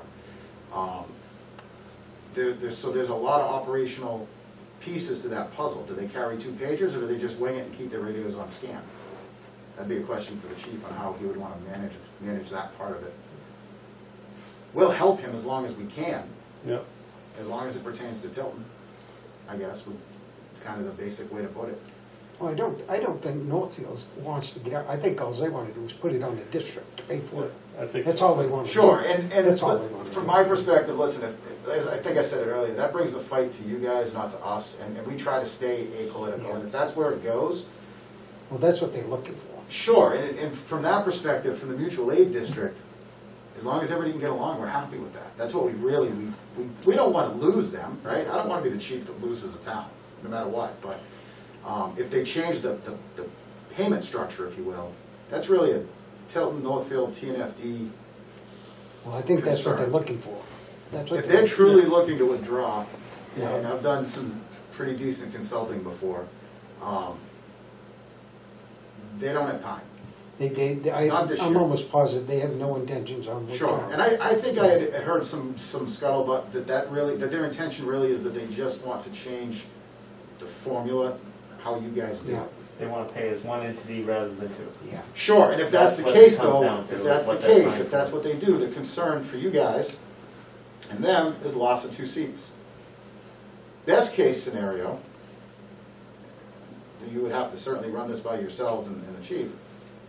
Both communities, Tilton and Northfield, remain members. I send them the bills, they forward them to the chief. And how you guys figure that payment out is up to you. Operationally, nothing changes. Financially, nothing changes for us. Board of Directors, governance-wise, nothing changes. Nobody has to pull out and then reapply, and I don't think it's a big deal. I'm pretty sure the board most likely would say, yeah, come on back, right? 45 is better than 44. But the board, also, I've seen, and the chief knows this, those board meetings, we have a guy coming tomorrow night to the meeting, he asked me how long it was gonna be, and the deputy said 20 minutes to 4 hours, and he's not kidding. As you guys know, anybody that's been in municipal government, right, you catch a hot button some night that you didn't even expect, and it's a, hour and a half on the topic, and you're done, and you're like, what just happened? So I would expect the board would let the district in. I can't see why they wouldn't, but, when we did the radio project, we had a quote for $1.5 million and a quote for $900,000, roughly, rough numbers. And one of the vendors said, the $1.5 million vendor said, what if we come in and meet them at $900,000? I said, they're not gonna do it. Just because you tried to get them for 1.5, they're not gonna take your $500,000 gift. Especially when they get the same product from the other vendor who was honest and fair about their price from the beginning. I'll say this about the district, and I never saw this before until I came here. So it's a huge district, right? 11 radio sites throughout the district, multiple radios at each site. Before we built the new system, one of the communities in Warren, New Hampshire, was poorly served by the radio system that we had. They came to us, we talked about it at length, we came up, it was about $24,000 to $30,000 to put a radio system up there. Because it's a mutual aid district and mutual aid is important to everybody, the whole board has to vote on that because it's a capital expense. The Barnstead Fire Chief, who couldn't be any further from Warren, voted yes. Because the members of the district, the community, I'll call it the community, understands that if we help Warren today, when it's their time, we'll help them, right? This district does a tremendous amount of fraternal, if that's even the word. You scratch my back, I'll scratch yours. Well, I hate to use that term, but they understand that we're all in this together, and today it wasn't Barnstead's day, but Barnstead knew the new radio system was coming online, and it was gonna help them anyway, and they do what's right for the organization, the board of directors typically, not what's right for their own town, which is probably why we've lasted as long as we have and are as successful as we are. Hypothetically, if Northfield's gonna go join Capital, because that was the next logical place, what would the cost be? It would be probably the most logical. So Capital and myself, Chief Gilbert and myself, have a long-standing unwritten agreement. Yeah. I will have a general courtesy discussion with one of his communities. Beyond that, I will let him know, and vice versa, right? We're not can't get in the habit of poaching each other's communities. It doesn't do anybody any good. I met with one of his communities a few months ago. They invited me for breakfast. I told them I need to get Chief Gilbert involved. It's just breakfast, don't worry about it, that's all it is. Fine, no problem. And I specifically told that community, if you're coming here because of cost and only cost, then I don't want you. I want you to come because it's the right thing to do for your community. And we'll see what happens with that. But capital area's formula is basically a 60-40 split. And I don't know how so it's 60% valuation, 40% population, or vice versa. I don't know how their total budget translates into each community, but it's made up of a 60-40 split. They don't have a 10% fixed factor like we do. By all accounts, and we brushed each other with discussions over the years, the difference is negligible. The structure might be different, but you all arrive at the same place. And, you know, you could come potentially go to capital area and save $5,000. You could come to us and save $5,000. No, Someone's I didn't know budget if it, to one join of our them was budgets just goes costing crazy. $80,000. I mean, I Right. don't know. Yeah, it's definitely, it's not a huge savings. I can't tell you what it would be, but it's not like, oh my gosh, we're gonna save 25 grand by doing this. It might even cost them more. Certainly, there's a, and I can't find that letter I'm looking for. I've asked Paul to send me, to rehash this conversation, send it to me. When we embarked on this radio project, I specifically said to our lawyer, what happens, so you take 900K divided by 35 is $25,000 and change. And remember I said, nobody's paying any additional costs, right? If you want to leave today, hypothetically, I said to the attorney, what happens? And I'm not going to die on this hill because I'm waiting to talk to him because I can't find the letter, but the gist of it was just the communities would be responsible for that. They entered into that loan agreement as a member, and they don't get to take advantage of the cash flow management that we've done if they leave. Now, there might be an equation somewhere with a lawyer that figures out system got accepted today, maybe it's 22,000, 21, I don't know the answer. But we certainly will find out. But more importantly, depending where you go, right, there's radio programming, there's pager programming. Do you need to buy additional pagers now because you need to monitor capital area and Lakes region? There's a crazy span of control. Does Keith Gilbert go to your building fire in Northwood and I go to your building fire in Tilton? Keith comes from a way different area than we do. So there's a lot of operational stuff that really, in my view, is my discussions with the chief, and we'd have to map those out, and then he would have to bring them back to the district to say what those are.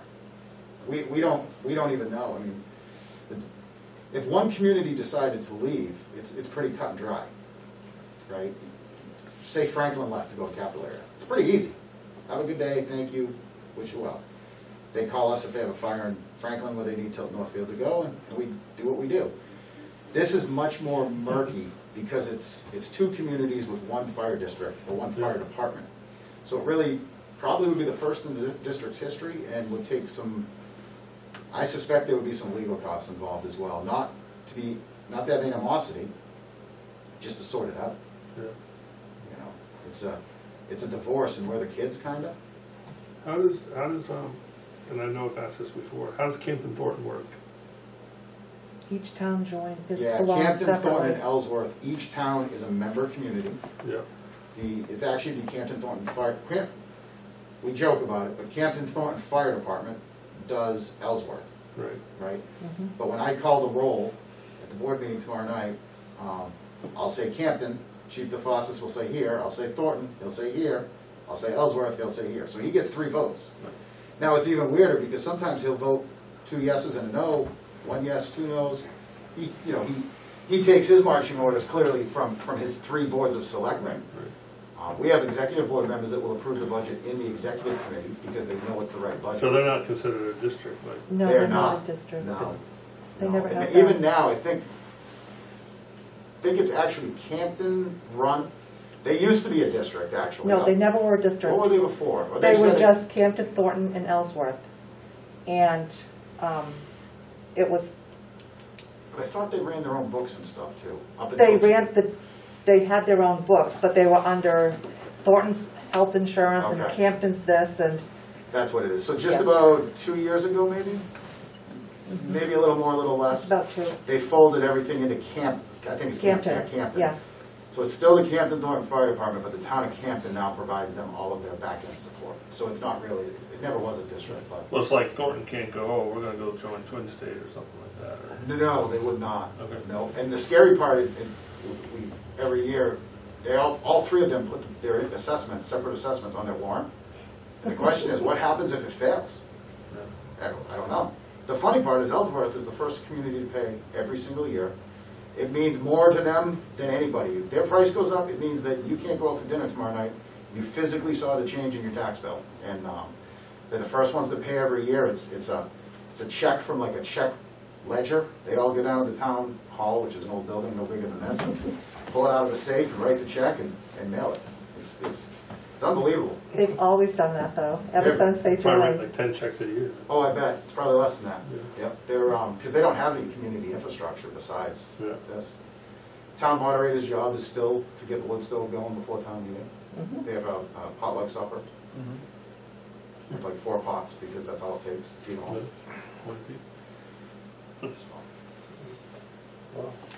It'll be an interesting meeting June 11th. At first. Certainly, First, I'm sorry. Chief, before I forget, certainly Thank you. ID cards, there's another one. We provide those, that's part of our accountability system. Yes. And they won't be getting those from us. And I would be upset if I found out they were using them, no offense, but in Northfield. Happy to go to that meeting if you guys feel as the district that you want me there, if Northfield wants me there. It's their meeting, so I prefer to be invited by them. I think that's the proper thing to do. I would hope that they would have, at least get mutual aid district involved in some of these preliminary discussions. But if they don't, they don't, and, you know, we'll pivot as we do. We're not a top-notch agency because we're not able to pivot. Well, and as you mentioned a little bit earlier, Chief, divorces can be ugly. And, you know, I was part of this department, as was Paul, when Franklin wasn't part. And that was a divorce that never took place. Sure. But it was ugly. Sure, there's probably some operational To sit differences. and listen to what was going on over there and aching to go help. But because of somebody's stuck in a mind frame, the night they lost that little girl down by the river, there were 10 people pacing, you know, Ready to go. just couldn't go. But the divorce hadn't even taken place, it never merged and they got married. Yeah. And, you know, This- somebody this is separates. Yeah, I mean, this is a really good, each pocket of the district has its own nuances. This is an amazing pocket. I mean, these guys all work together with their other communities. Not saying that they wouldn't if this were to happen. I would think they still would. I mean, it's not the department's people's fault, but you know, this is a really good portion or pocket of the district. They're active in their communities. They do everything well. It just makes it really difficult to even comprehend how it looks just because of the district, the fire district part of it. Not to begrudge the district. It's not your fault. But I think it's really a district question, district operation to figure out how you want to manage it. We're happy to guide you or at least give our input, but the discussion really is at the district level. And I'm certainly giving you, I've provided these same documents to the chief, so we can get those for you. Appreciate that. Yeah. I'm sure I'm gonna, when I respond to the town administrator, I'll see if they're gonna invite you. But they're in quarantine right now, so I don't know how active he'll be for the next Sure. 10 days. Sure. Might be a good idea to recommend that to invite him, I mean, Yeah, in a certain way there. a roundabout nice way. Yeah. I mean, we joke about the Yeah. divorce, but we're Yeah, like but a a question 14-year-old kid that can still speak for himself, but really doesn't have You a... explained it. Right. You know, we're not the infant now, we're like the I 14-year-old. heard the same that can speak for ourselves. Well, 8-9 That years, is true. and it was been told in Northfield. Yeah. Do you have any questions? No, I would agree with him as a possible recommendation is to have the selectmen in Northfield send an invite to the Leicester Mutual Fire Aid Association, where even if they're there for informational purposes, because they're gonna be asking questions and, well, what would this be impact? Just like we got tonight, we get some, okay, this is some of the impacts, not necessarily they have to be a bargaining piece at the table, but they're as a almost Information. informational resource. Yep. I think it would be very beneficial. We're just there to offer information. You know, I'd probably give you guys a little more, but No. I would have that same discussion with them if that's where the No, I conversation appreciate went. being able to see based on some of the information. Yeah, the way we do our budget, unfortunately, I can't tell you what 2022 looks like. Right? It's my goal every year to reduce the budget. It's taken 4 years for us to, although the budget goes up, most likely every year, it's gone up, I think, a fairly respectable amount. But we've also reduced lines to offset, as you know, personnel, insurance, that type of stuff. First year I think I was here, I did the budget. And then insurance came in at like a 0% increase. We had budgeted at, we'll say, a 5% increase. Insurance came in at a 0% increase. I don't know, we'll say the difference was 50K. I'm all hot to trot, because I can spend 50K in a heartbeat.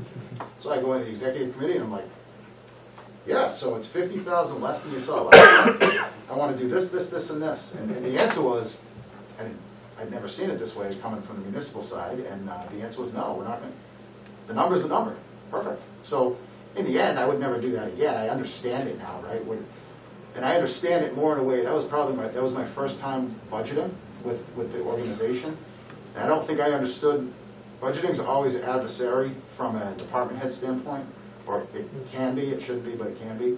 And I was ready to go in and defend every dime that I was asking for. And in the end, not that I don't have to defend it today, but I deal with 35 fire chiefs, that's my board of directors. They have the same pressures that I do every day, which is somewhat nice for me. I don't have, my highway director at home comes in, he wants $1 million for paving. I don't know what bituminous, whatever that stuff's called, you know. It's not my lingo, I don't know it. My police chief comes in, all about it, I know exactly what he's talking about. My fire chief, same thing, so it's nice to be able to talk to all fire chiefs when I'm doing the budget. They're very supportive, but they're also very frugal. Our gas line, as the chief knows, our gas line's a hot button every year. It will stay the same probably until Chief Jones retires, because that's his hot button. And I figured that out the first year. We'll make it work. And Chief Jones actually motioned to approve the budget last year, so He did. I took that as a personal win.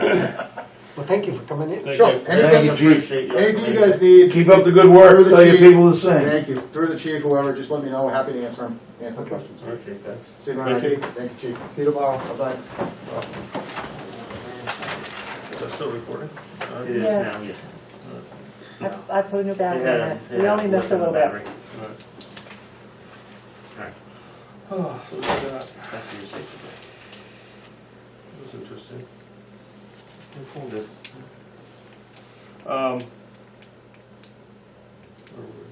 Safer Grant Continuation Committee. Back to old business. Yep. All right, I'm gonna apologize that, because I got caught up in a new job, I was not able to get word out on that. I do have a plan. I was talking to Catherine the other day about sending letters to the editor for the, does the Echo still do them? Yes, I haven't read the Echo in months, I browsed through it this week. It but took I'm all just of gonna 2 do the Daily seconds. Sun. It's like 4 pages long. Yeah, they Yeah, do well- do letters to the Do editor. they? Okay, I'll do one there and I'll do one to the Daily Sun. If anyone else has another suggestion. I haven't seen it. Yeah, we were talking webpage, online, Yeah. a few other things. I know when you said letter to the editor, I thought it was more of a, Well, I was gonna do a letter as looking for people and. okay, can I get a posting for the other one? Yeah, that's fine. So, That was fine. I wasn't sure how, and I brought samples, so Sure. when we get to that part for the station, Oh, it's on it can be new business, or other business. there. All right, we'll do You can add it under old business. Yeah. It's a, You can. you can, it's not We an talked about it issue. last month, and you asked me to put something together, so I put something together. that. No, I appreciate that. Yeah, I wanna. Yeah, my only concern about the state is I've heard next year that the school board's gonna have $12 million on the warrant, but I don't They're know. gonna have a significant warrant probably next year, yes. That closing the Southwick and adding an addition that's to. what- Union Sanborn, Union Sa- That's on it. and a couple of possible small additions on, but only small additions. someone came talking to me like I was on schoolwork, I'm like, I'm not on schoolwork, so. But they said, how are you gonna spend all my, There's a lot more to it than what the, yeah. yeah, so I apologize for that, and I was, we'll get that out, and then I'll have everything directed to Catherine. Yep, okay, and that's part of what, Yeah. when we get to it, that's, I wasn't sure Well, how. I'll move up next, I'll move land purchase down and move station Well, committee it's part up. of the land purchase, actually. All right. Land purchase was approved, so the next step is the station committee. Yeah, well, There's your segue. Yes. All right, so last time we had talked about establishing a station design committee. You had asked for a idea of a posting or whatever. I sent you a digital one, so any Yes, I corrections we have make, that. it makes it easy on you. Yes. Thank you, I appreciate that. Yeah, because now I've already had some interest from the community, people that posted, but I mean, we still post this out there and get there. Obviously, we received the email from Kevin Cate, I had that one already listed. Caitlin Lounsbury had mentioned something at the annual district meeting. Matt Ozier had mentioned too that he Who? would like, Matt Matt Ozier, Ozier. Oh, I did. Yeah.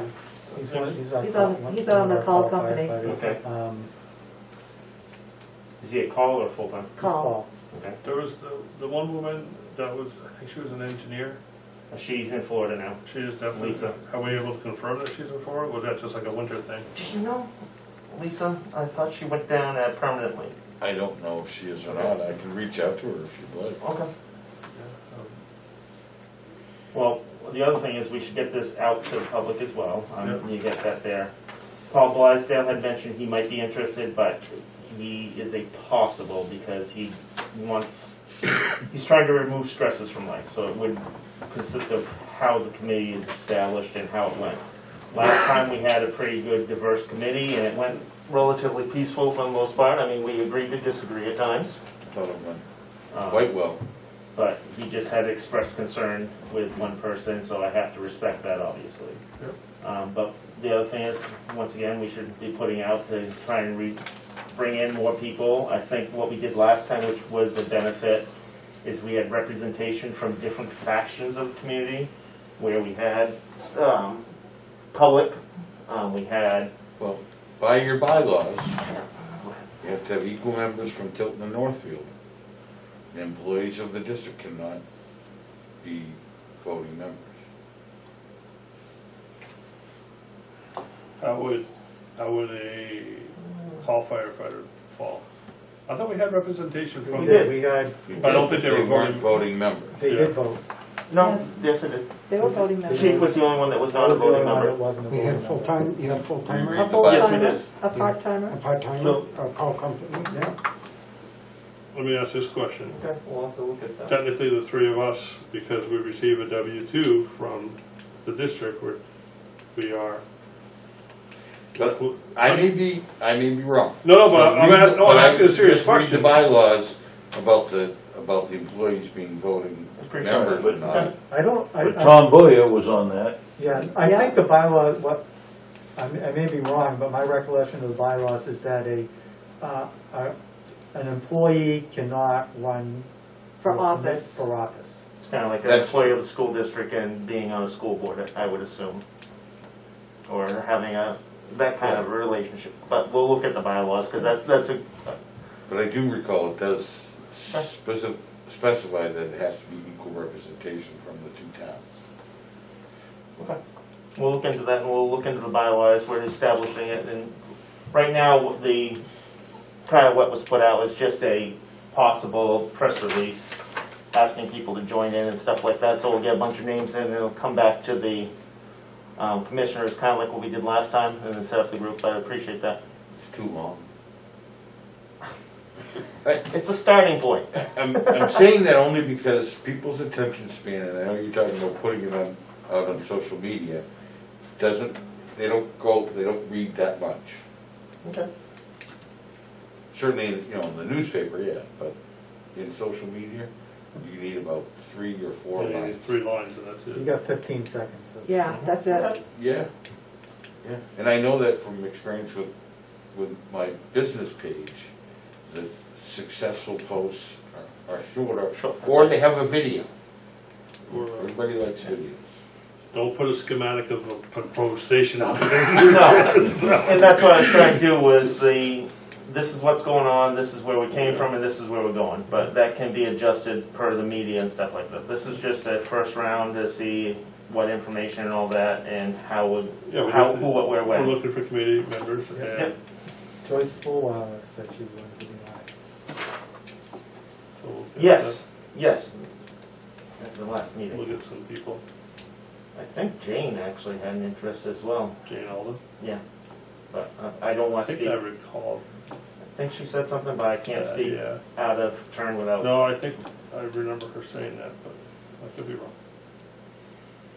What the bylaw says about committees is under formation, the commissioner shall appoint committee members consisting of balanced representation from both Tilton and Northfield, with the odd-numbered member being a currently serving commissioner or the representative for such specific purposes as the business of the commissioners may require from time to time.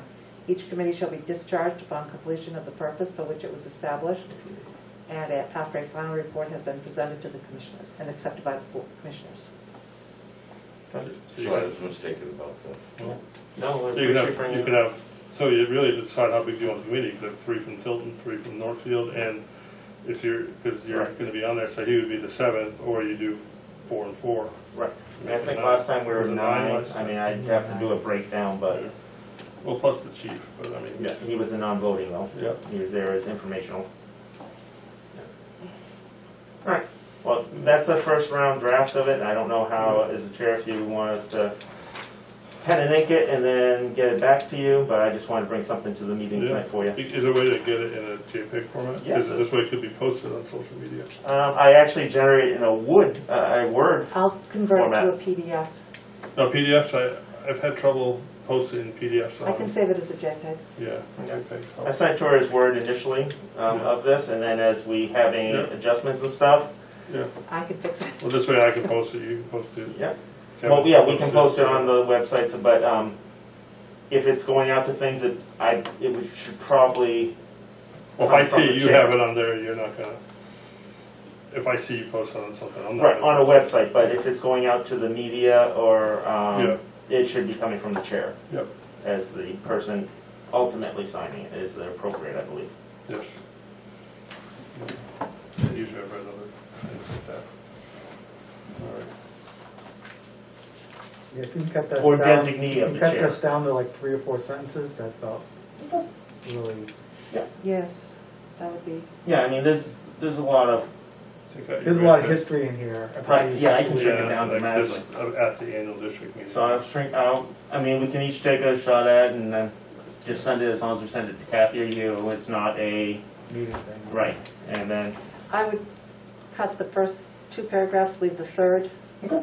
And then on the last, Stick with the third. you cut the third? Yeah. Well, that was at the annual district meeting. Yeah. right, Whatever, you guys have fun with it. Yep. Give it to me. All right. yep, all right. All right, next on the agenda, review minutes, April 9th. Yeah, That's the last time we met. that is the last time you met. Yeah. Yep. Did we get minutes? Yeah, we did. You did, yes. I did first. Make sure that the right one. Yeah, I read them, I just didn't print Yeah, them. I read through them. Because it was approving the warrant articles, this is the gist of it right there, and Yeah. I printed about that.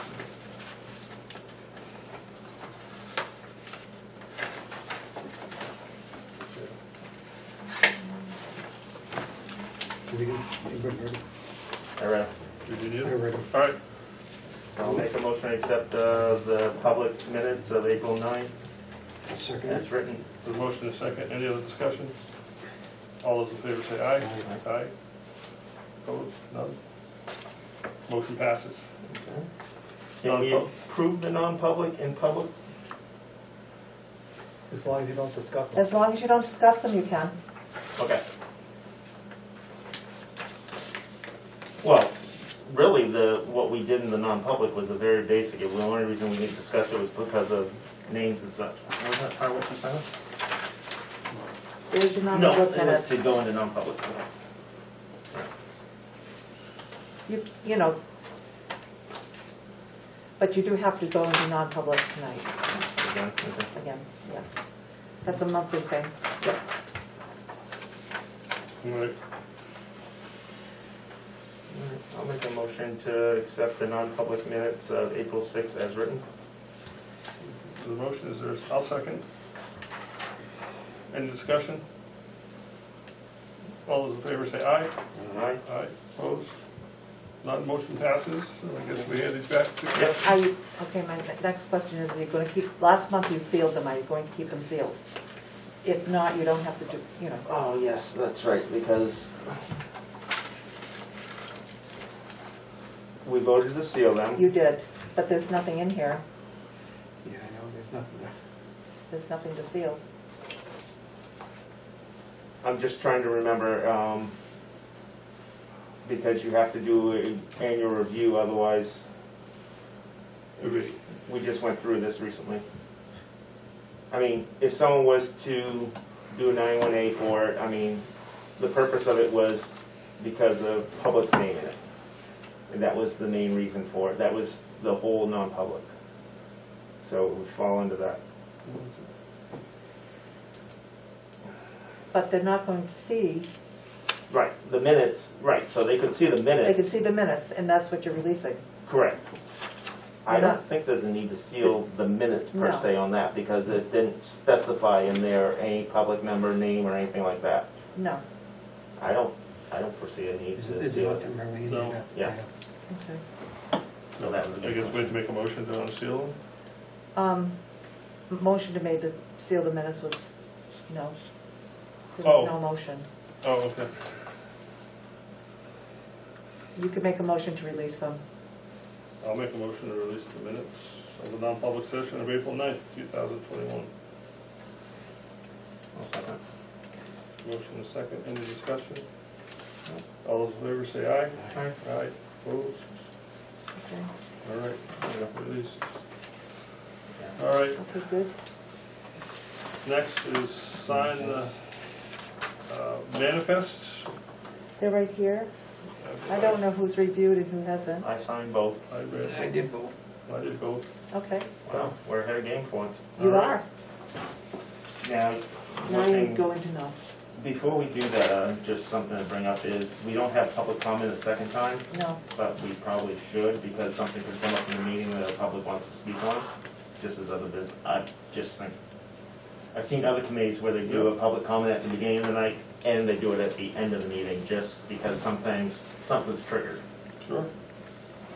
So, Mr. Kate, is there any other comment from the public? Here's a question for you. All right, we'll try our best. Why am I considered public and he's not?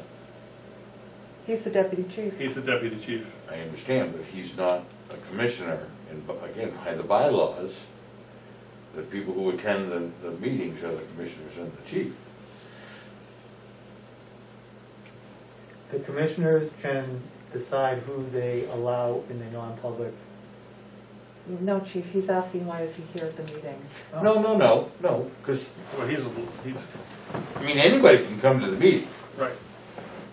but why am I only allowed to speak in during public comment, or any other, I don't mean me, but any member of the public only allowed to speak during public comment, but a member of the, and I don't mean to single you out. Yeah. A member of the fire department, him, Deputy Chief Talbert, any other member, and because I've watched the videos, and other members of the fire department do speak, not during public comment. They're asked for so there's the different, administration absolutely, as you're talking, but when the other firefighters have spoken, we've reached out to them for their input, okay, as informational source of something brought in. You've probably heard that we like, okay, what's your take on this? We're kind of drawing in their informational background of it. Gotcha. That might help with that a little bit. Makes sense. But we're talking administration here, so sometimes they bring a little bit, and that's why they kind of attend and stuff. Does that help?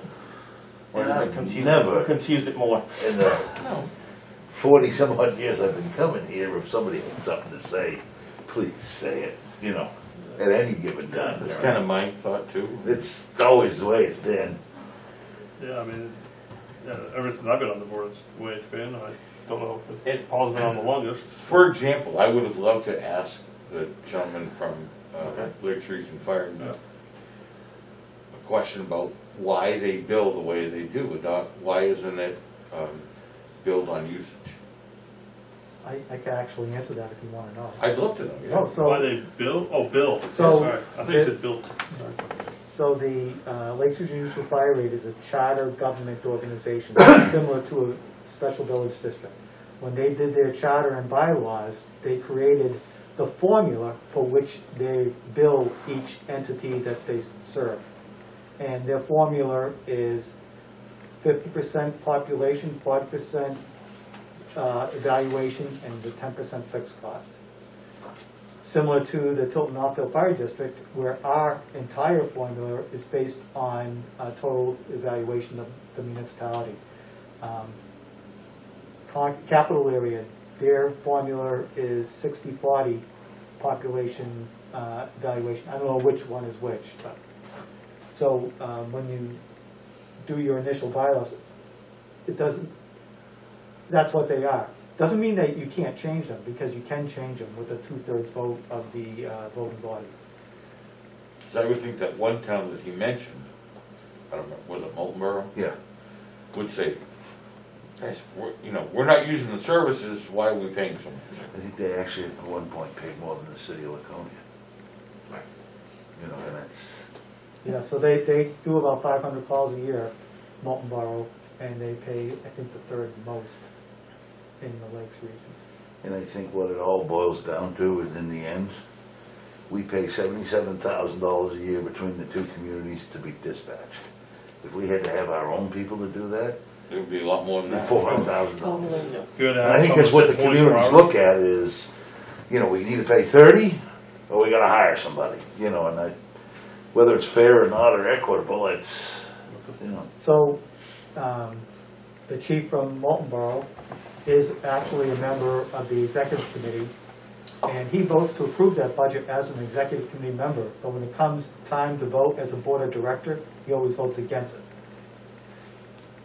Because that's how his selectmen want him to vote. Thank you. But as far as like from the public, if you, and I've seen this on many boards, if there is a question, you can address it to the chair of the commissioners. Can I ask a question? 99.9%, I would assume it's like, yeah. Eric's not gonna say no to something. But that's generally how I see most committees and everything go on. It's just, it's addressing the question to the chair. And, yeah, but part of it is also time management. If it was a giant meeting or something like that, because, oh, well, what about this? And we do have someone that does that at certain meetings all the time, and it's like you want to kind of rein them in a little bit, so that's why it's addressing, or just getting that. So, I understand. yeah. I found it very informative, so. Oh, there's His information? presentation? Oh, yeah. Yeah, I wish we could have recorded that, just to put a camera on him and, It was recorded. yeah, I know, but just like camera right on him and just explain it out and, because it was, But it truly is one of the finest dispatch systems in the country that is looked upon, reviewed by others. And they actually started on our original radio license, KSK 423, was actually assigned to the town of Tilton Fire Department. Yeah, you remember that. And we, Yeah. because we had a license, not many Yeah, other we people did, did, yeah. they picked up on ours and went with it. Because we actually had a guy that dispatched Yeah. for a while. Yeah. but I mean, $77,000 is a lot cheaper than, I can't even imagine what it would cost to. Cost and benefits. Well, just think, I mean, how many people would you need? 5, probably? Well, if you're doing Depends on what 24/7? type of shift schedule you want. 24/7, I mean, you got 3 people 5 days a week, and then you got 48 hours a week in coverage. What was interesting that I learned was our costs are very similar to the city of Franklin. Yeah, that was, A community of about the same size of the two and about the same population, you know, 8,000 to 9,000 people. And do about the same call volume, And do about the same call volume. within 100 or so. Yeah. yeah, that was good. I had a unique situation where I'm on the board of selectmen for the town of Tilton, and it's already, they already know about it, but be some tough choices to make.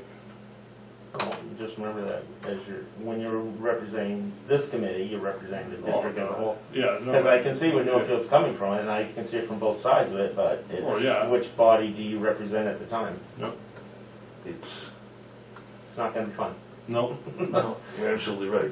It's a two-headed coin that it's part of fire suppression services. So where should it be paid from? and I can see both sides of the argument. Yeah. All right. Any other public comment?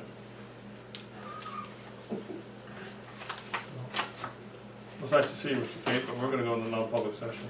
Guess I'm gonna leave. Thanks for coming down. Thanks for coming down and visiting with us. Yeah, we don't have many.